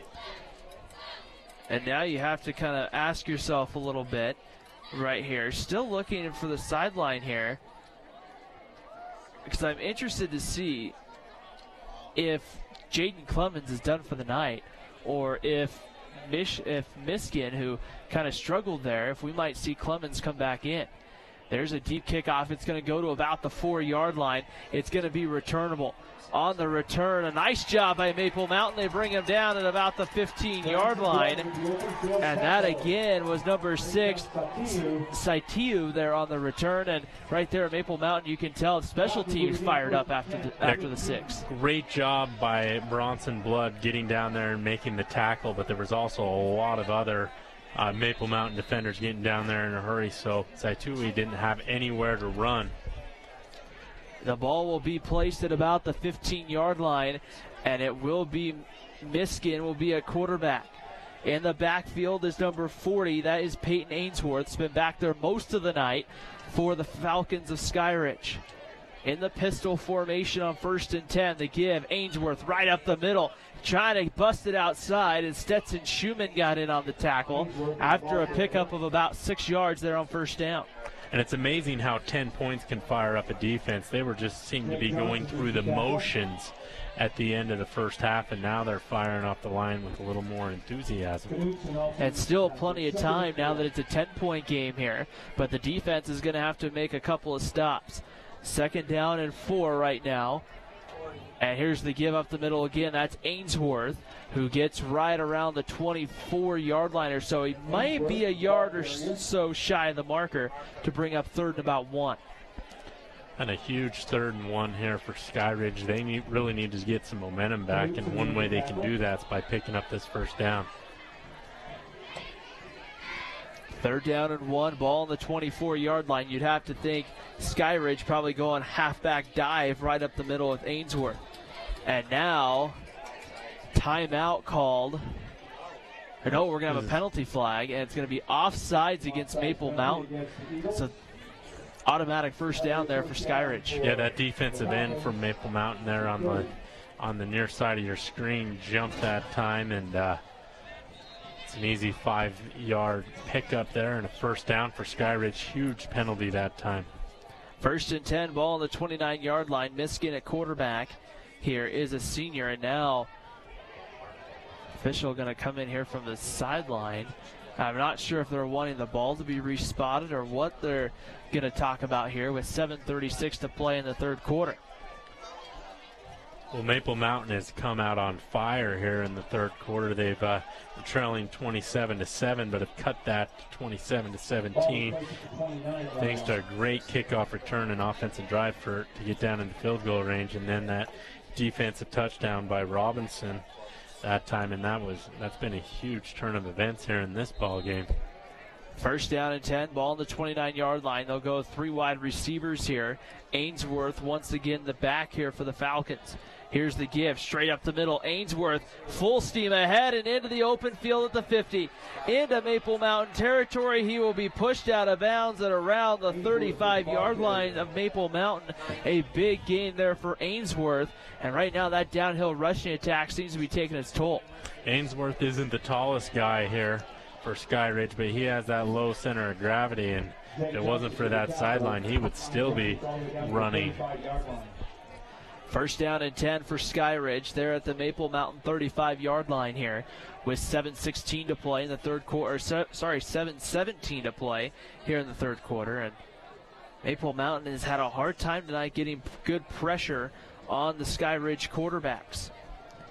Miskin ready to go for the pistol, missed the snap again, but it fell right into the lap of the running back, Hunter Williamson, and that was almost the 2nd turnover of the ball game and 2nd of the quarter there for Skyridge. And who was there once again? It was Robinson making the tackle that time, and that could have been disastrous had that ball not gone down. And that's what happens when you're forced to play your backup quarterback. He's probably not getting a whole lot of snaps in practice, if any, at this point in the season, and it's definitely shown. 2nd down and 11 right now for Skyridge. Here's the keeper. They're going to they throw it kind of down the slot, and that is complete there. That is number 44. That is Braden Stombach. And Stombaugh there gets enough for a 1st down. Yeah, just a little slant. Maple Mountain's playing way off on that slot receiver, and that's one of the risks you take. 1st and 10 for Skyridge. Ball on the 19-yard line with 4 wide receivers here for the Falcons. Here's the give. Ainsworth right up the middle. Look out. He's at the 10, at the 5, and he's in. Touchdown. It is going to be Williamson in from 19 yards out, and Skyridge responds after the defensive touchdown. Yeah, great run that time. That was a huge hole between the tackle and the tight end that time for Williamson, who was able to trot that in, and just like that, a 19-yard run, and this ball game's now back to 3 possessions. And we have Hatfield, who got a little frustrated at the end of that play. Surprised they didn't call the flag when he tackled him 10 yards into the end zone, but then he pushed him after the play, and that's what got him the flag. Connor Harris will attempt the point after touchdown. The penalty will be, I'm sure, enforced on the kickoff. And kind of a back-breaking touchdown if you're Maple Mountain, because, Chris, you had an opportunity to potentially chip back in it, and now you're back out to a 17-point lead. They have to pull it on the extra point attempt, and getting there from behind and making the nice tackle for Maple Mountain, I believe, was Dawson Stokes, number 8. And just like that, it's 33-17. Yeah, snapping has become a huge issue for the Falcons. They're going to need to clean that up, especially as they head into the playoff season. I mean, let's be honest, Maple Mountain's 0-8. There's been 8 teams better this season than Maple Mountain, so the competition's definitely going to get tougher for Skyridge as they advance into the playoffs, where they're guaranteed to make the playoffs at this point in the season. 6 minutes and 14 seconds to go here in the third quarter. The Falcons will now kick from the Maple Mountain 45-yard line. That's a nice place to kick, especially if you want to just pooch it down there about 15 yards, 20 yards, see if maybe one of your guys can get it. So Connor Harris, number 46, will kick here. And we've seen some teams, Chris, in this situation where they'll go for the onside kick. I don't know if Skyridge really will look to do that here in this situation, but you may see the Falcons, like you said, do that pooch kick. Maple Mountain seems to be playing back, though, to kind of defend against the pooch kick. You might want to just try the onside kick just to practice it in a game-type situation. You're not going to lose too much in field position. Harris ready to put a foot into it.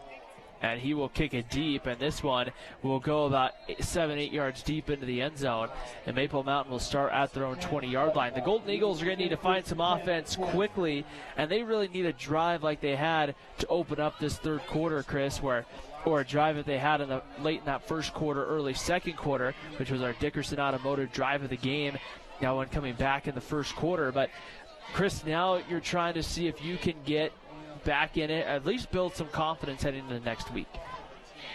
Yeah, and that's probably going to be it for Maple Mountain unless they can find a way to get back in this ball game and win it, because they will be pretty much out of playoff contention. Dorney back to throw with some time, stepping up, now kind of spins away. He's looking downfield, has a man. That one in and out of the hands there of the intended wide receiver, Branson Blood. That one goes incomplete to bring up a second down play. A nice job by Dorney to escape the pocket and stay up on his feet there, Chris. Just kind of had to throw it into a tight window. Yeah, it was great coverage downfield, and the ball was batted away by Pulu that time. However, man, those Skyridge defenders had to defend for a long time on that play, and they did a great job of not losing their assignment. I'm excited to see Cameron Dorney into next season, to see what kind of development that he gets here as we go throughout the year, because you think of what he can do with a year of just kind of practicing the quarterback position as the screen pass gets out there complete, and the ball comes loose, and I think Skyridge might have gotten on it. They're pointing Skyridge football, and it looks like it is going to be Falcon football on the 24-yard line. Now the ball gets caught up that time. I believe it was Johnson who had the fumble. However, yeah, Skyridge is going to start with great field position here, leading by 16. And that's the one thing Skyridge really hadn't had all game outside of maybe one drive was great field position. And so now with 5:54 to play in the third quarter, you have to think Skyridge, if they can get in the end zone here, can almost kind of put this one out of reach. 4 wide receivers for Miskin here on first down. Miskin from the gun. Looking to throw, looking for that fade route, puts it up for grabs, and it is going to be incomplete, looking for Upham. Upham got hit, though, pretty high there. Nice play from the corner. I believe Hadfield got there over the top, but kind of a dangerous play there, Chris, when you start getting collisions up in the upper shoulder area. Yeah, and we saw one called hit to the head earlier in this ball game, so that was another one that was close to it, but Skyridge was going for the knockout punch there. 2nd down and 10, ball on the Maple Mountain 24-yard line, as here's the rollout. Miskin throws that one in the middle. That's complete. Out again to number 44. That's Stambaugh on the catch. The junior does a nice job there. A good read by Miskin there. Yeah, and sometimes Stambaugh comes into be kind of a tight end, and that time he was lined up outside, and great job just pitch and catch on the slant route there. 5:33 to go here in the third quarter. Skyridge driving inside the 15-yard line. Back to throw with some time. Miskin throwing the deep ball into double coverage and put it in the one spot where his receiver could make a play for a touchdown.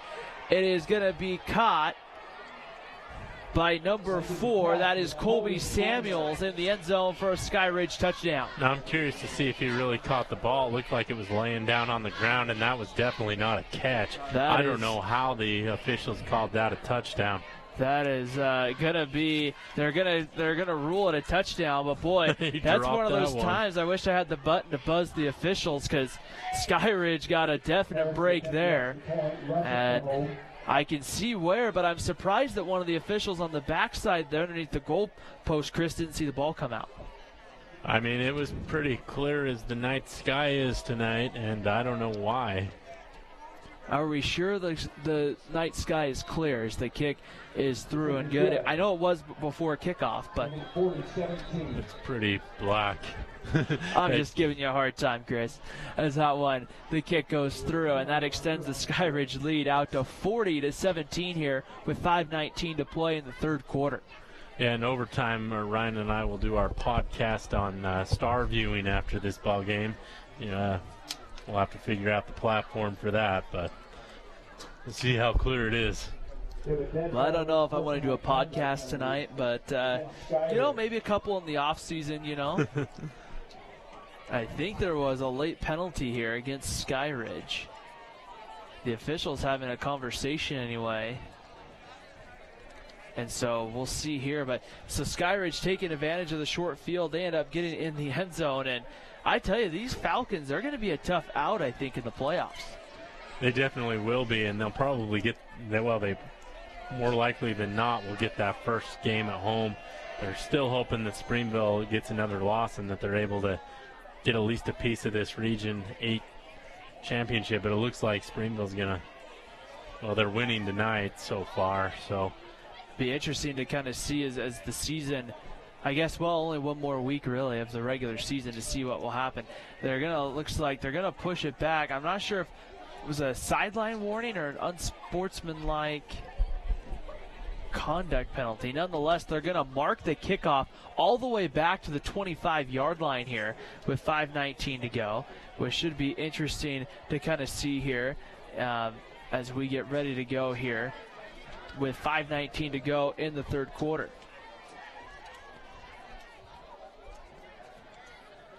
Maple Mountain will have DeGala back deep, and then also will put Dawson Stokes back deep at about the 15-yard line. They're probably a little too far back. I don't know if they'll get the kick that deep.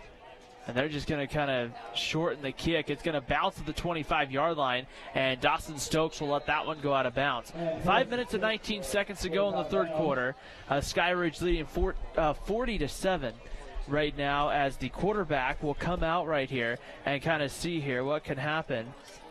I believe they're going to get the ball at the 45. Is that where they got it? And so it'll be interesting to see. We've just been handed an interesting note on a Skyridge alum, Cody Frampton, who played, I believe he was the quarterback last year at at Skyridge. Had a pretty good game in that playing game against Provo last year. He apparently is tuning in tonight in Roswell, New Mexico, and gets his first start this weekend at the college level. I'm not sure where he's playing at, but so New Mexico Military Institute. So always exciting to see a player here from the local area anyway get an opportunity to go down and start right away as a freshman. Boy, I imagine he's probably a little nervous getting ready for that start on Saturday. Well, if he's listening, I'm sure he's going to do just fine, and let's not rattle him any more than he already is.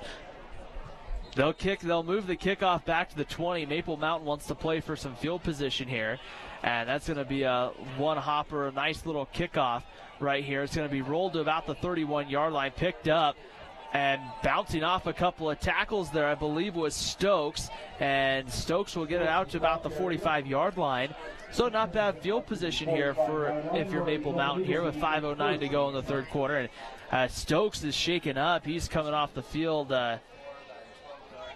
he's on his own power, but you can tell he's shaken up. I'm not sure, he might have just gotten the wind knocked out of him a little bit there.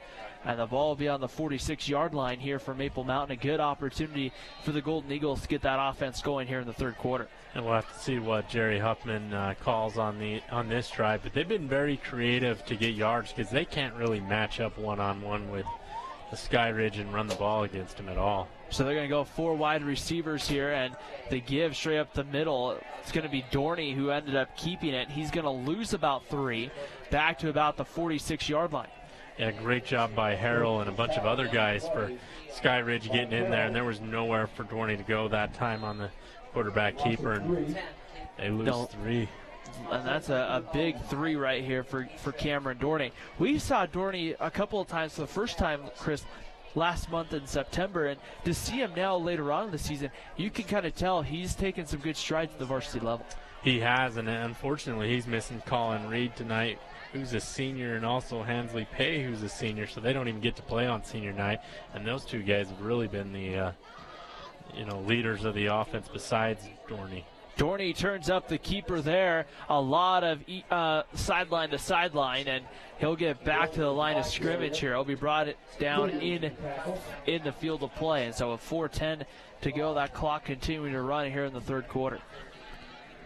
Maple Mountain heads to Timpanogos next week, a Wednesday night contest. And then, Chris, if you want to make that trip up to Orem, a chance for people here in Spanish Fork to make 2 trips to Orem back-to-back nights. Yeah, that game's going to be K-Jazz's Thursday night game. So if you don't want to make the trip, you can watch the Spanish Fork game on K-Jazz as well. And I'm leaning towards heading up to the Spanish Fork game next Thursday. I live up in that area. I figure might as well after work just pop over there for a little while anyway. Here's Dorney taking a shot into double coverage down the field. The pass is picked off. It's intercepted. We're on the return. Bringing it back across into Maple Mountain territory is Garrett Rusick. And there's a penalty marker down at about the 47-yard line of Skyridge. And there Dorney just kind of makes probably his first poor decision of the night to go into double coverage. Yeah, you never want to throw into double coverage like that, especially underthrow it that bad. And Dornsey that time was Rusick with the interception that time was just playing center field, and it looks like we have a hold downfield. I think we're going to get a block in the back. Right at the end, as you might have saw in the replay, one of those that we talked about last week where sometimes you commit a penalty that doesn't really matter in the field of play. It appeared that one of the players for Maple Mountain got to a point where one of the players for Skyridge went to make a block on a Maple Mountain player and just hit him square in the back.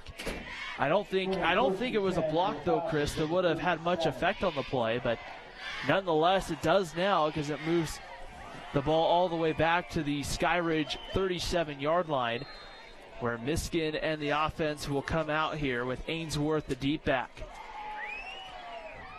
First down and 10, ball on the 37-yard line. They give right up the middle. Nice job for Ainsworth. He's into the open field. Breaks the tackle, still on his feet. Ainsworth to the 20, to the 10, and he will be knocked down at about the 6-yard line by number 28, Chandler Willis. And Ainsworth getting loose there. A big pickup there, down to about the 5-yard line there. I believe that's about a 56-yard run by Ainsworth, and he's got to be well over 100 yards in this game, if not close to 200. He's doing a great job of just churning big plays tonight. Once again, they will look to the fade route there. Has a man in and out of the hands of there for number 11. That is Anderegg, the senior wide receiver. And this is a Skyridge team, Chris, that has a lot of upperclassmen. Just looking down that roster. Yeah, well, there's a lot of seniors this year, and Anderegg's one of them. Just glad the officials called that an incomplete pass down there on the goal line. They missed the last one in the end zone. That one there. Here is Ainsworth. He's inside the 5 down to about the 2-yard line there. And Ainsworth there does a nice job here to bring up 3rd down. Just lowering his head. No, I think on our broadcast back-to-back weeks, we've had the mercy rule come into effect. Not quite going to be there after this touchdown, but we're about another one, Skyridge one, if they get in on this one, to having that same rule go into effect. Ainsworth again, the deep back here with the quarterback on the play, being number 12, Jack Miskin. Miskin will look to throw, gets it onto the outside. It is going to be caught for a touchdown for Skyridge. In the end zone is Colby Samuels for the 2nd time here in the quarter. And Skyridge has, I think, pulled away here from Maple Mountain to take a 46-17 lead here in the 3rd. And I believe that's Muskin's 3rd touchdown pass of the game tonight as well. So he's having himself a good job coming in for Clemens, where hopefully his injury isn't serious. Connor Harris will come in to attempt the point after touchdown. Doing the hold will be Rusick. And this one is up, and the kick is through. And with 2 minutes and 12 seconds to play in the 3rd quarter, it's Skyridge 47, Maple Mountain 17. The Golden Eagles trying to chip away at that lead here on senior night.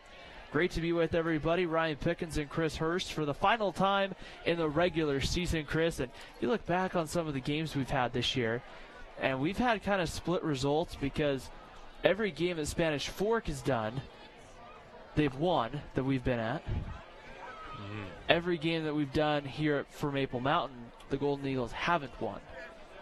So we're not going to be invited next season back to Maple Mountain, and we'll be completely covering Spanish Fork next season. You know, I better redeem myself with Jerry Huffman for basketball, because if not, Chris, I don't know. Job security, I don't know. Yeah. Well, that was exciting last year when we did that Maple Mountain basketball game when Jerry was out of town. So go ahead and tell him if he needs to take any time off during the basketball season to go ahead and do so. But, yeah, like you said, basketball season is really quick. It comes right after football season. I imagine we'll have coverage again this season of both Spanish Fork and Maple Mountain. Here's the short kickoff. It's going to go to the far side of the field, and it's going to be misplayed. Picking it up is Skyridge. The Falcons will have the football at the 14-yard line. They will blow it dead right there. You can't advance the kick in high school football. And the Skyridge Falcons back in business here with 2:07 to go in the 3rd. This has been a very interesting quarter. Maple Mountain came out, scored 10 unanswered points to cut the lead to 10, but then Skyridge has had 14 unanswered points here. This 3rd quarter, there has been volumes of points going both directions, and the momentum shift has been interesting as well. As it seemed as if Maple Mountain had all that momentum, now Skyridge is taking it back, and almost looks like Maple Mountain's maybe a little exhausted and quit in this ball game. 1st down and 10 here for Skyridge. Ball will be placed right now at the 14-yard line. Miskin on the pole. He'll keep it to the 5. Looking for the end zone. Touchdown, Skyridge. Jack Miskin in from 14 yards out. And this one will be broken wide open here with 2 minutes to play in the 3rd. Indeed it has been broken. And Miskin with his 4th touchdown, he's accounted for. 3 through the air, 1 on the ground there. He's filling in, and wow, Skyridge with 53 points here really has opened this game wide open. Connor Harris will come on for the point after touchdown attempt right here. And that will put us over the 35 with the extra point. We're at 36 right now. So we will have the 35-point rule come into effect here in this one. Snap is good. The kick is blocked by Maple Mountain the second time. The Golden Eagles have blocked one here tonight. I believe getting there, Dawson Stokes may have been the man who blocked it. I know he was in the backfield. And so special teams for Maple Mountain having a pretty good night here tonight, Chris. Yeah, and if you're Skyridge, that's something you got to clean up. They've had 2 blocked and 1 bad snap, and that's 3 points. That's not a big deal tonight where they're just empowering Maple Mountain, and they definitely are the better team. But, you know, as you make your run through the 5A state tournament, little things like that can come back to bite you. We saw Spanish Fork last year lose to Orem, and the score was 28-25, and the difference was 3 extra points that were missed by Spanish Fork. So those little things can become a big deal. 53-17 right now in favor of Skyridge. The Falcons, really, it looked like back in the first quarter, Chris, that we might have a really good ball game on our hands, and it just seems like for every play Maple Mountain has really gotten to get the momentum, it seems like Skyridge makes 3 or 4. It wasn't too long ago, it was 27-17 in this third quarter, and all of a sudden Skyridge has scored 4 touchdowns. Short kick, DeGala will pick it up. He'll cross the 20, still on his feet, and he's knocked down around the 22, 23-yard line, where the offense will start here for Maple Mountain with 1:52 to go here in the third. And if you're Maple Mountain, you're just playing your hearts out, want to end on a maybe get another couple of scores in this ball game, but credit Skyridge for taking advantage of turnovers here in the third quarter, as they have scored 26 points. Maple Mountain scored 10 points, so 36 points in this third quarter alone, and that's it'll go by a lot faster now that the clock's running. We started the third quarter, Chris. It was about 20 after 8. It's now 10 minutes after 9 or so, give or take a couple of minutes. That ball's going to be up in the air, almost intercepted, as not being able to haul it in was Cole Christensen. And that one going incomplete brings up a second down and about 10 here for Maple Mountain. And just so everybody knows, the clock will run, and it started running when the official sets the ball, whether it's an incomplete pass or not. Obviously, if they run the ball or the ball stays in bounds, the clock will continue to run as well, like normal. 53-17 right now. Skyridge right now, their defense loading the box here on 2nd and 10, just tempting Maple Mountain to try to take a shot.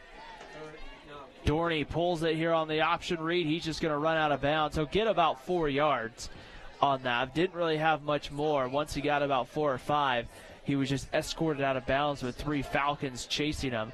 And that will bring up a 3rd and about 7 or 8 coming up.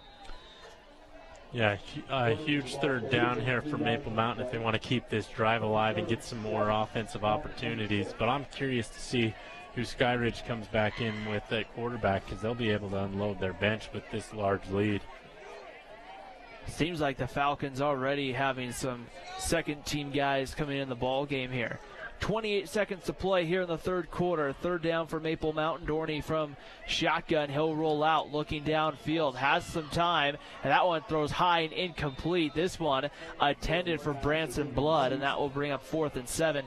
Most likely a punting situation for Cromanhook. Yeah, and if Maple Mountain wants, they can let the clock run out here as it'll start here on the ready for play, and they can go ahead and punt it on the other side. And it looks like that's what Maple Mountain is going to do. The Golden Eagles heading off the field here. We will let the final about 8 seconds or so run off the clock here. At the end of 3 from Maple Mountain, it's the Golden Eagles 17 to the Skyridge Falcons 53. You're watching high school football in Spanish Fork 17. Need a new car or truck? The Car Guys has the best selection of used vehicles at the best prices in Spanish Fork. The Car Guys know their automobiles to get you the best car for your needs and your budget. The Car Guys at 872 North Main in Spanish Fork. Is this my car? State Farm knows that for every one of those moments, there's one of these. That's why State Farm is there, with car insurance for when things go wrong, but also here with car loans to help life go right. Call State Farm agent Lance Wilson today. Nobody plans on getting in an accident, but if it does happen, you can rely on the expertise of Mike McKell to protect and fight for your rights. Specializing in personal injury law, Mike McKell is the attorney you need.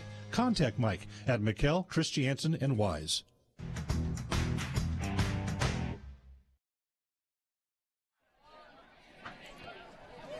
Well, we get ready to start the fourth quarter here on Spanish Fork 17.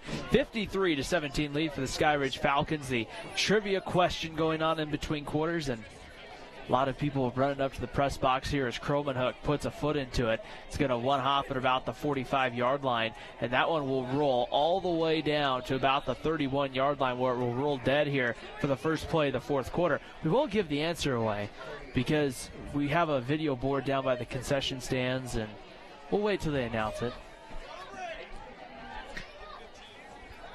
Well, and their kid that won it claims he's 15, but I don't know. I want to see a birth certificate.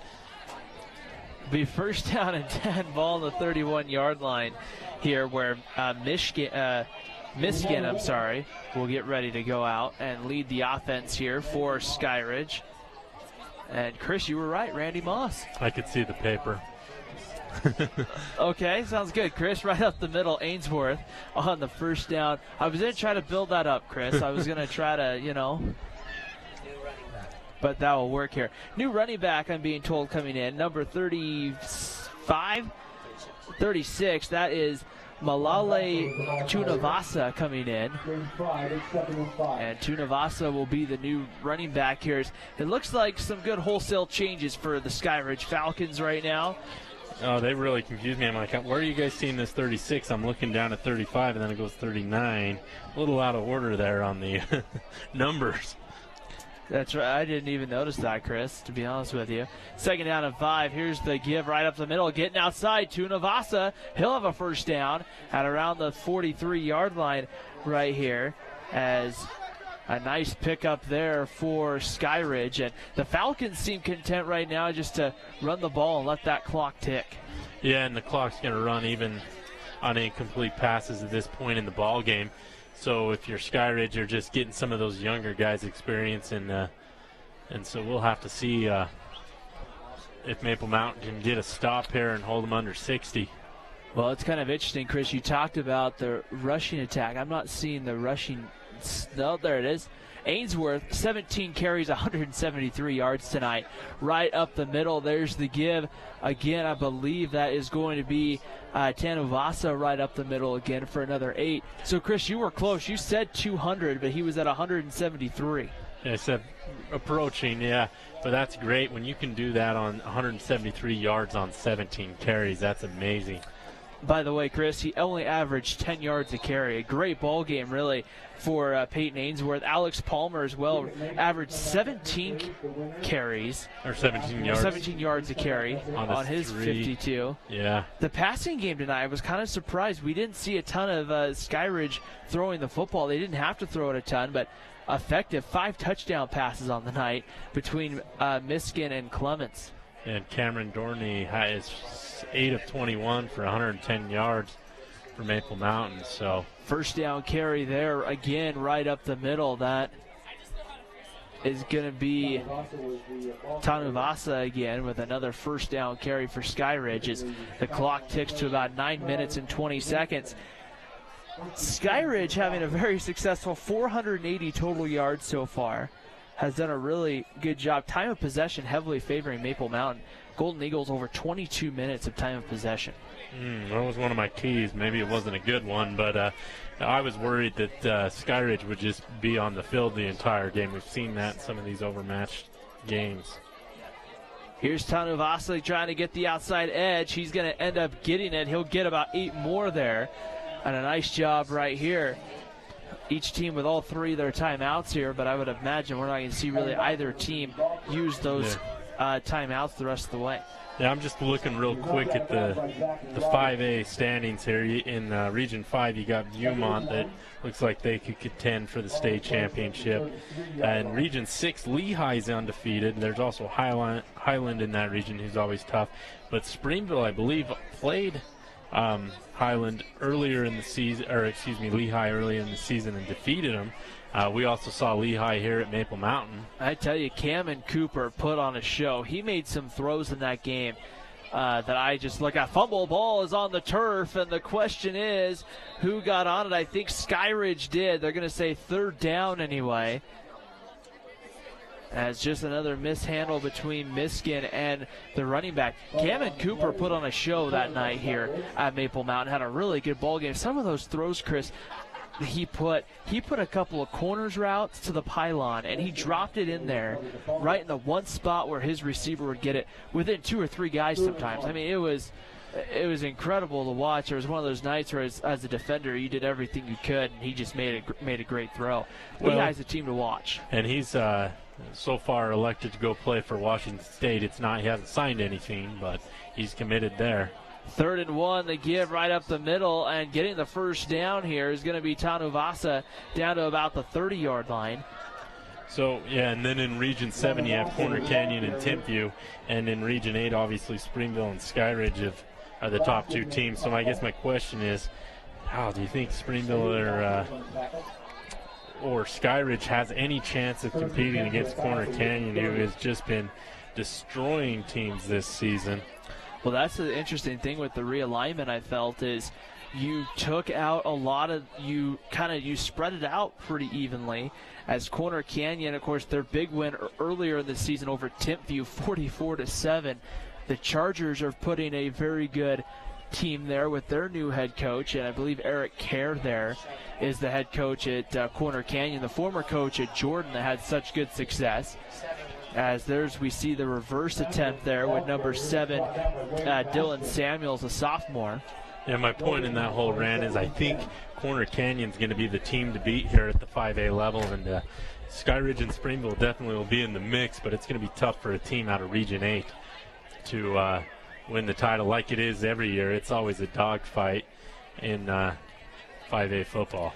Well, we've had some of those conversations before. Some regions are really tough. Some regions, maybe if you were to rank regions, like you have a lot of conversations at the college level, it's an interesting idea as to which regions you would rank the strongest in Utah. There's a carry again there for number 36. That is Tanuvasa, a sophomore running back who gets back to the line of scrimmage there. Brings up I believe it's going to be 3rd and 10 coming up here for Skyridge. And Skyridge has just been moving the ball methodically on this drive. We'll see if Maple Mountain finally can stop them here. 3rd down and 10, ball on the 30-yard line. Skyridge slowing the game down here, taking their time to look over. And really, they haven't huddled a ton tonight. They've taken a lot of time where they just got their signs at the line of scrimmage. Shotgun set. Here's the give. Tanuvasa trying to get outside and will. He's going to be inside the 20.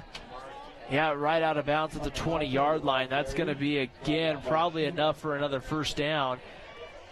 Yeah, and it is enough for a first down, but great hit by Schumann, pushing him out of bounds there. That one is going to be felt tomorrow by Tanavasi. Right now, 5:20 to go here in the fourth quarter, sorry. Stay tuned. At the conclusion of our game, we'll have our MVP Sports MVP of the game here for the final time in the regular season here on Spanish Fork 17.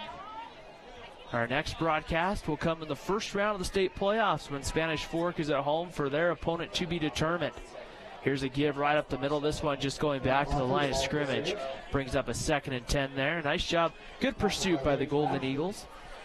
Well, it feels like Maple Mountain was going to struggle this season. They lost a lot of talent off that team that went to the semifinals, but I'm still shocked that we're this far in the season and they're going to be 0-9. It's kind of a surprise, you know. And granted, their schedule maybe this year maybe a little tougher than we've seen in a couple other years past, but played some games that they had a good shot at winning. Yeah, they definitely should have got a win against Uwinna. It looked like a winnable game. They had Salem Hills on the ropes at times. Right up the middle there for Tanuvasa. He'll get a couple down to about the 17-yard line. The ball ended up coming loose, it looks like. Miskin quickly picks it up. Yeah, Miskin's done a great job for Skyridge filling in this ball game. And, it's a tough spot when you come into a ball game and you didn't start. You don't always get all the snaps, but he's done a great job of coming in and doing what he needed to do, accounting for a lot of touchdowns tonight. 3rd down and 7 coming up here. 3 minutes and 43 seconds to play here in this one here at Maple Mountain. The Golden Eagles defense trying to get their final stop of the night here. 3rd down and 7 from the 17-yard line. Miskin will give up the middle. Tanuvasa breaks free inside the 5, cuts it back, still on his feet and into the end zone. Touchdown, Skyridge. The Falcons get in the end zone, as that was going to be a touchdown for number 36, Malale Tanuvasa. The sophomore gets in. That puts Skyridge up over 500 yards on the night. They have over 350 yards now rushing. Yeah, Skyridge is going to be tough to beat on the ground, or to stop on the ground. They have a lot of team speed, and their line does a great job of blocking, and we saw that again on that last drive. On to attempt the extra point will be, that is number 84 coming in. That is Nicholas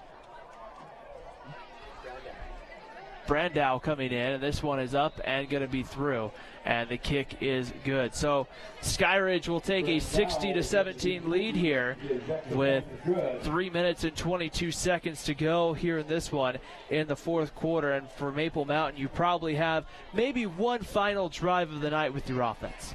Right, and I've been very impressed with Skyridge. We'll see if Maple Mountain can score, but 60-17 lead here. Last year they went 6-5. After tonight, they'll be 8-1, and they're poised to see what they can do in the playoffs. But, man, this is going to be a tough team for years to come for a lot of teams in the state of Utah. And for Maple Mountain, yeah, you're just looking to get maybe one more score before you head next week to play Timpanogos. And Timpanogos has been playing Springville tough. The last score I saw in that ball game was 21-14. And so that could be a tough test next week for Brad Burtonshaw and the Golden Eagles.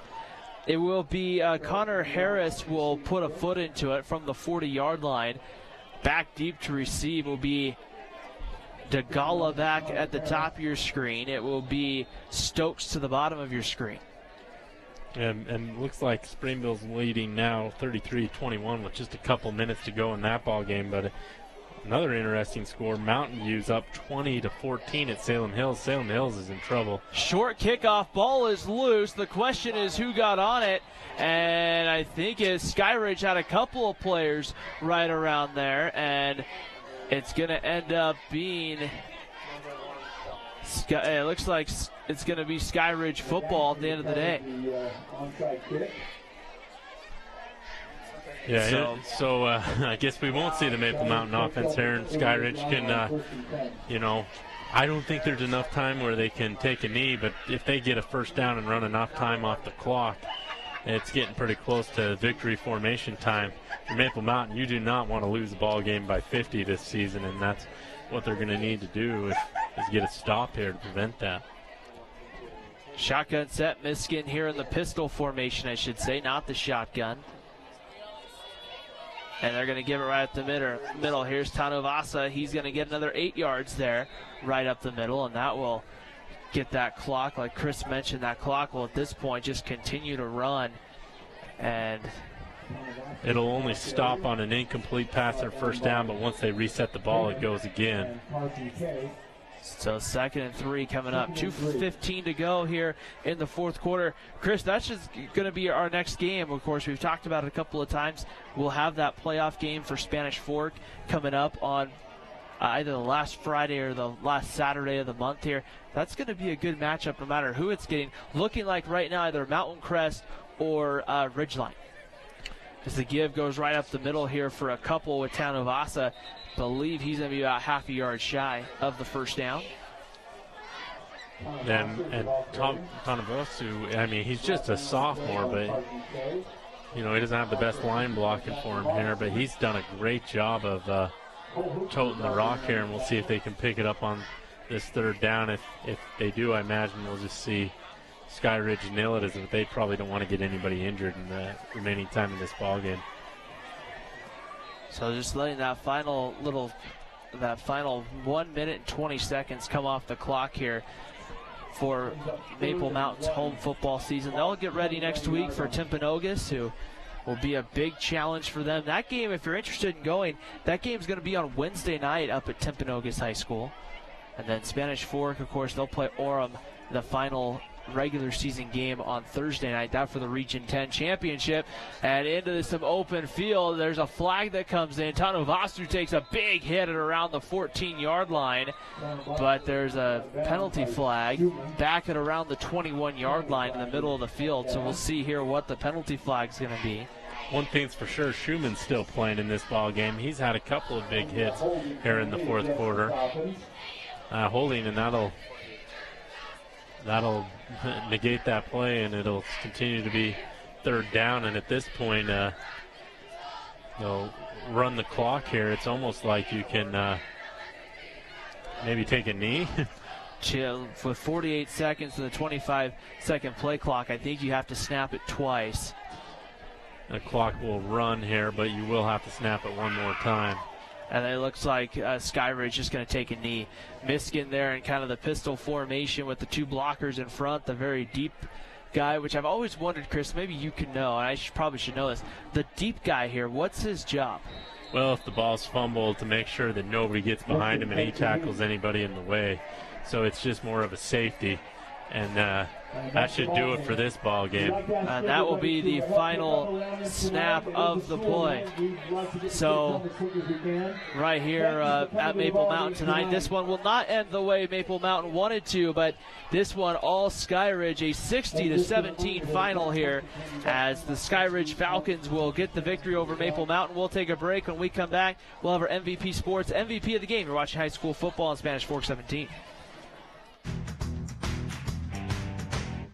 Hi, welcome to 2 Jack's Pizza. For the best pizza you'll ever taste and our world-famous cheese sticks, come to 2 Jack's Pizza on Main Street in Spanish Fork, or call us for a quick delivery. Are you hungry yet? Come to Dickerson Automotive for all your car repair and maintenance needs. Now is a great time to make sure your car is ready for these cold winter months. We take the time to get to know you and your car to give you peace of mind. Dickerson Automotive, located way north on Main in Spanish Fork. MVP Sports is the #1 source for sporting goods in Spanish Fork. Football, soccer, all the fall sports, we've got you covered. Check out our new custom t-shirt builder. Design at home and we'll build it for you.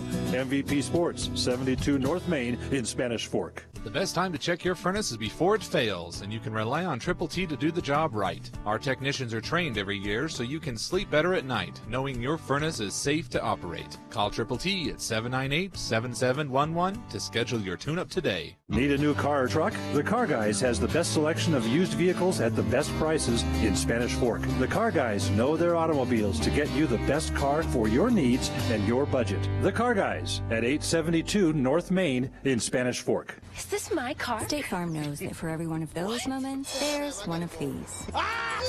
That's why State Farm is there, with car insurance for when things go wrong, but also here with car loans to help life go right.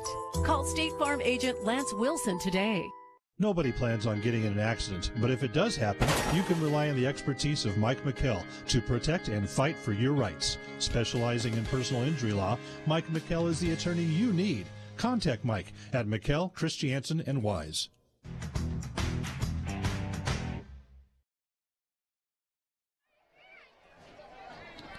Well, tonight here at Maple Mountain High School, senior night, spoiled by the visiting Skyridge Falcons, a 60-17 final here at Maple Mountain High School. Skyridge comes in tonight, has over 531 total yards of offense. They rush, though, in this ball game for 357 yards. here against that Maple Mountain defense. It was a tough night for the Maple Mountain defense, and you have to credit Skyridge. They used the team speed, a big offensive line, and they just ran their way to the game tonight. Yeah, they did a great job, especially that offensive line for Skyridge, blowing the Maple Mountain defenders off. And that really set the tone for the game. When you're picking up chunks of yards, of 15, 20-yard runs, quite often it's very easy for your team to win. And when you take a look at it, some of those big ones, Maple Mountain and the time of possession split pretty even tonight, Chris, but when you take a look at some of those running backs tonight, averaging 6 or more yards a carry tonight, that's really going to change the whole course of the ball game tonight.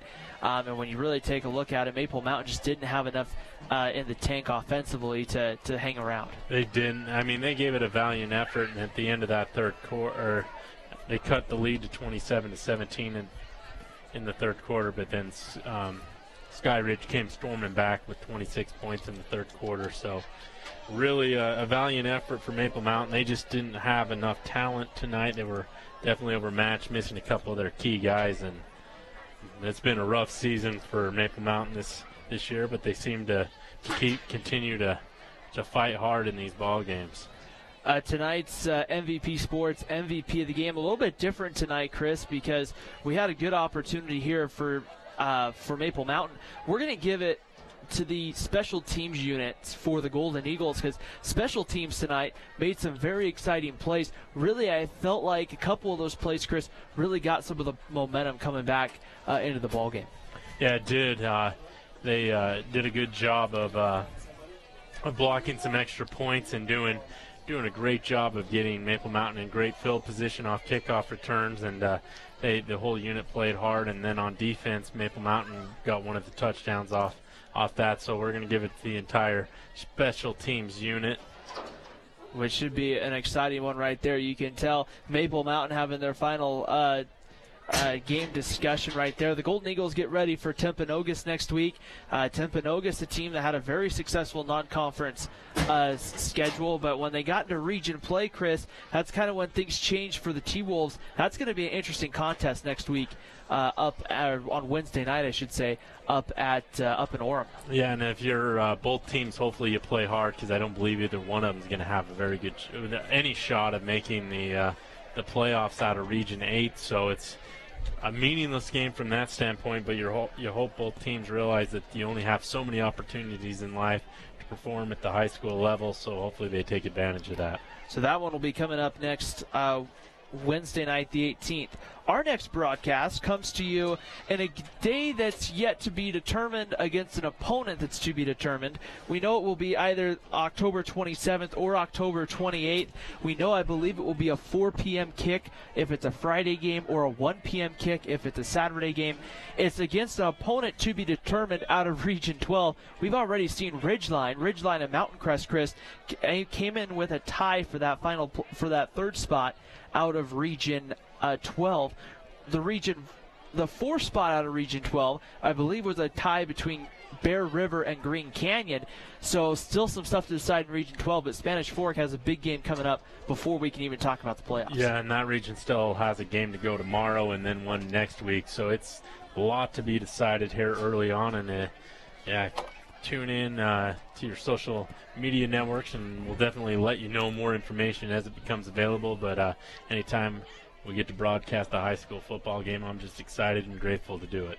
It's been a fun year for sure in our regular season here on Spanish Fork 17. Lots of great moments, but tonight, lots of great moments for the Skyridge Falcons, for our entire Spanish Fork 17 sports team. For my partner, Chris Hurst, I'm Ryan Pickens signing off from Maple Mountain High School this year for the final time in football, where the Golden Eagles dropped this one by a score of 60-17 to the Skyridge Falcons. Have a great weekend, everybody, and we will see you coming up in 2 weeks when we have the first round of the state playoffs here on Spanish Fork 17.